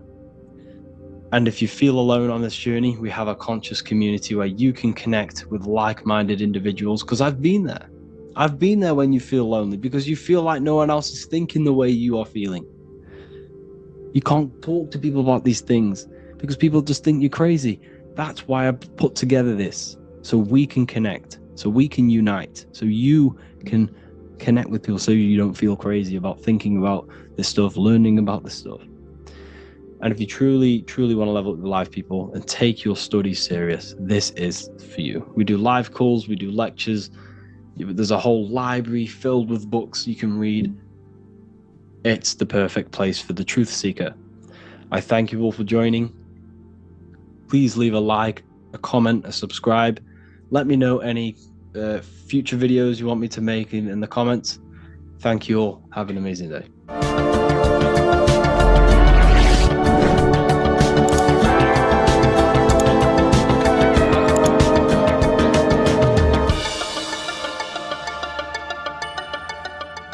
Welcome to Revival of Wisdom. Today, we're going to be talking about portals, portal symbolism, what portals are, okay, and how they show them to us, because they have to tell you the truth, guys. This is the thing with the universal law. They have to tell you the truth. And they tell you through symbols, they tell you through movies, and different things like that. But let's jump straight into this. So first I want to talk about the Freemasonry symbols. Okay, so first we got, obviously this is some Freemasonry art, but notice how you've got the ladder with a key. Okay, so this is ladder symbolism with a key. So maybe this is talking about ascending, okay? Because look, because this is ascending into the heavens, because it's a ladder with humans going up it with a key. In order to ascend, you must have the key. Okay, so what else do we have with a key? Well, the Netflix show Lock and Key, which is all about portals and keys. Because what the keys do, they open doors, gateways, okay? So what's interesting about this is that they've got this key here, which represents the Kundalini energy rising up the spine, okay? But we'll come back to this. But it's that same portal key symbolism. We've also got the Vatican. The Vatican is in the shape of a key. Okay, so you can see the start of it here and the end. So this is key symbolisms. Keys open doors. And notice how it's got the 8-pointed star. Okay, what is the 8-pointed star? Okay, we'll come back to this. This all ties in, guys. I'll break it all down for you. But then you've also got the god Janus. Janus, okay, is known as the god of the doorways. He's an ancient god of Rome, and they worshipped him. However, he's not a god, he's more like a high-level ranked demon. Because he is the god of the doorways. And notice how he's got two faces, because doorways always have two sides. You're going into somewhere There's always two sides of a door, and he's always depicted with two sides of a face and a key, because he holds the key to the doorways, to the portals, to other worlds and realms. Okay, as you can see, he's always got two faces and a key. Okay, so now we have the Sumerians, the Anunnaki, and they are always depicted with the two faces. Why do they have the two faces? Because they're symbolizing doorways, and the Anunnaki come to Earth through doorways and portals. So these are what these gods are symbolizing in their artwork. But they always have the 8-pointed star. Okay, what is the 8-pointed star? You see how they always have. Look, let me try and find another one. It's the 8-pointed star. This 8-pointed star is Polaris. Okay, Polaris, just like the Vatican has the 8-pointed star with a key. Polaris is the center star. Polaris is a fixed star, it doesn't move. Okay, so the Anunnaki's symbol is also the 8-pointed star. So this is symbolizing the portals and doorways that they come through in order to get to the Earth. But Polaris is that center star which does not move. It's always symbolized with the 8-pointed star, just like a compass. Why is a compass the 8-pointed star? Because at the center of our realm is where the most electromagnetic energy is stored. As you can see, we have an aura field, an electromagnetic aura field. So does the Earth. And in the center, so like our heart, for example, is where the most energy is stored. And like the center of the Earth, this is why all compasses point to the center, because this is where the most electromagnetic energy is stored. It's at the center of our realm. Okay. So like I was saying with the lock and key series, see this here? The Kundalini energy rising up the spine, just like your Kundalini energy rising up the spine. Let me try. I can't zoom in, but you know what I'm trying to say here. Let's go back to Polaris, because at the center is where pole. Can you see the pole of electromagnetic energy? Polaris, the North Pole. It's symbolized. The truth is in the words. It's like a pole of electromagnetic energy. And this is where the Aurora Borealis comes from. Notice how it's got the word aura in it, because it's the Earth's aura, electromagnetic field. Just like you have an aura, also known as the Northern Lights, because it's coming out of this center hole in the center of our realm, where the black sun is. And this is where the electromagnetic energy is coming up from. And this is what the Aurora Borealis is, or the Northern Lights. It's just electromagnetic energy. And it's symbolized through our symbols, the original O. Okay, because it's like a hole through the middle. Polaris. So this Polaris is the sky vault. It's the portal into this realm, because this is what the Anunnaki are always talking about, always symbolize it with the 8-pointed star. And just like a compass, it's the 8-pointed star pointed to the center, to Polaris. Okay, see here on the Sumerian tablets with the 8-pointed star again.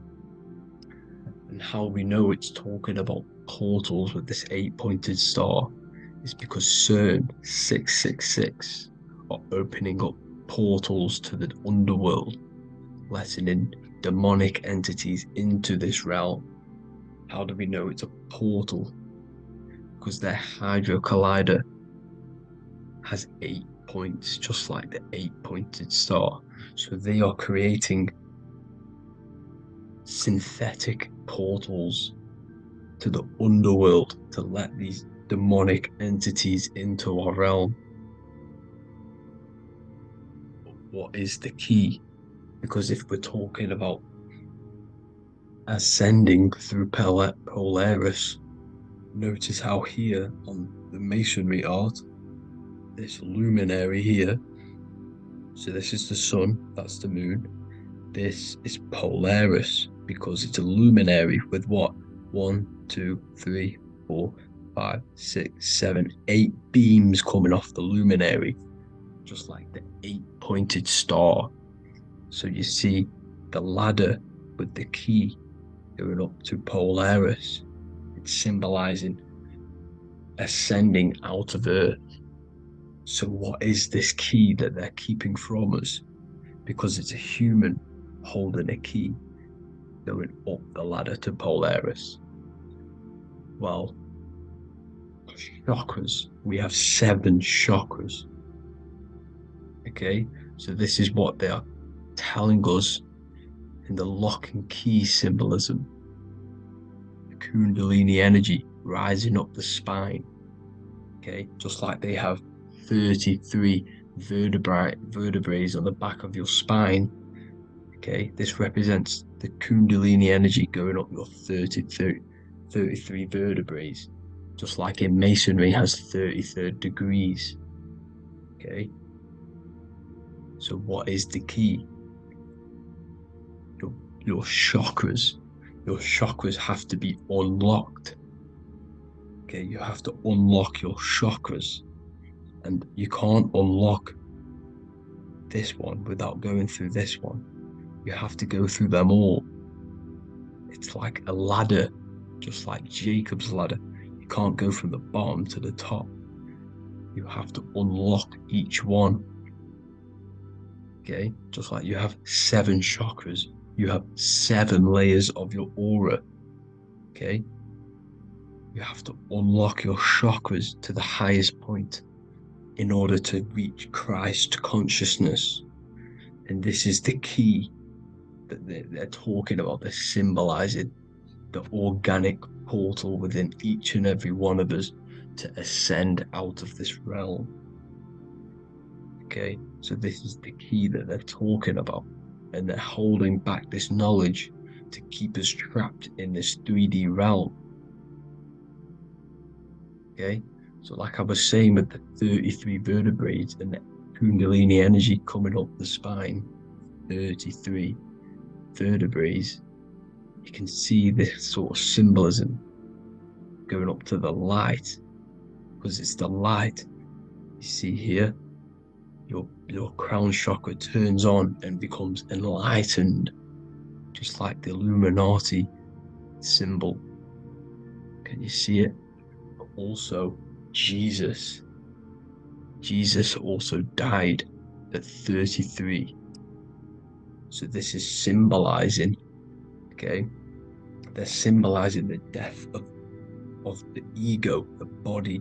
So once you open up your chakras and reach Christ consciousness, which is your 33rd vertebrae, once your Kundalini energy goes up your 33rd vertebrae, your body technically, not physically, but spiritually dies, because you then become formless. You reach Christ consciousness. So then you can travel other worlds. Okay. This is what they're talking about with Vatican, 8-pointed star and the key. Janus with the key. The Sumerians with the 8-pointed star. Anunnaki, the 8-pointed star. Polaris, 8-pointed star. So Polaris is the way out of this realm, which is at the center pole, North Pole. Okay, so the key is that they're hiding from us is the knowledge to unlock our chakras.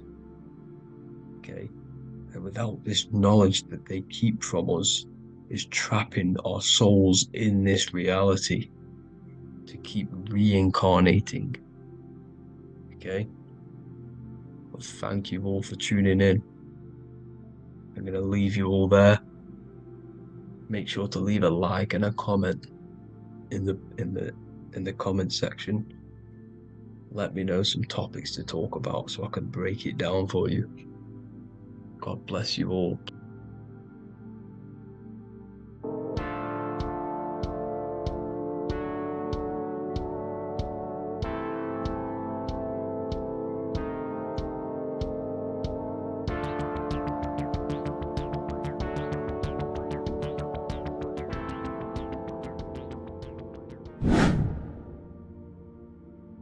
How are we doing, people? It's Revival of Wisdom.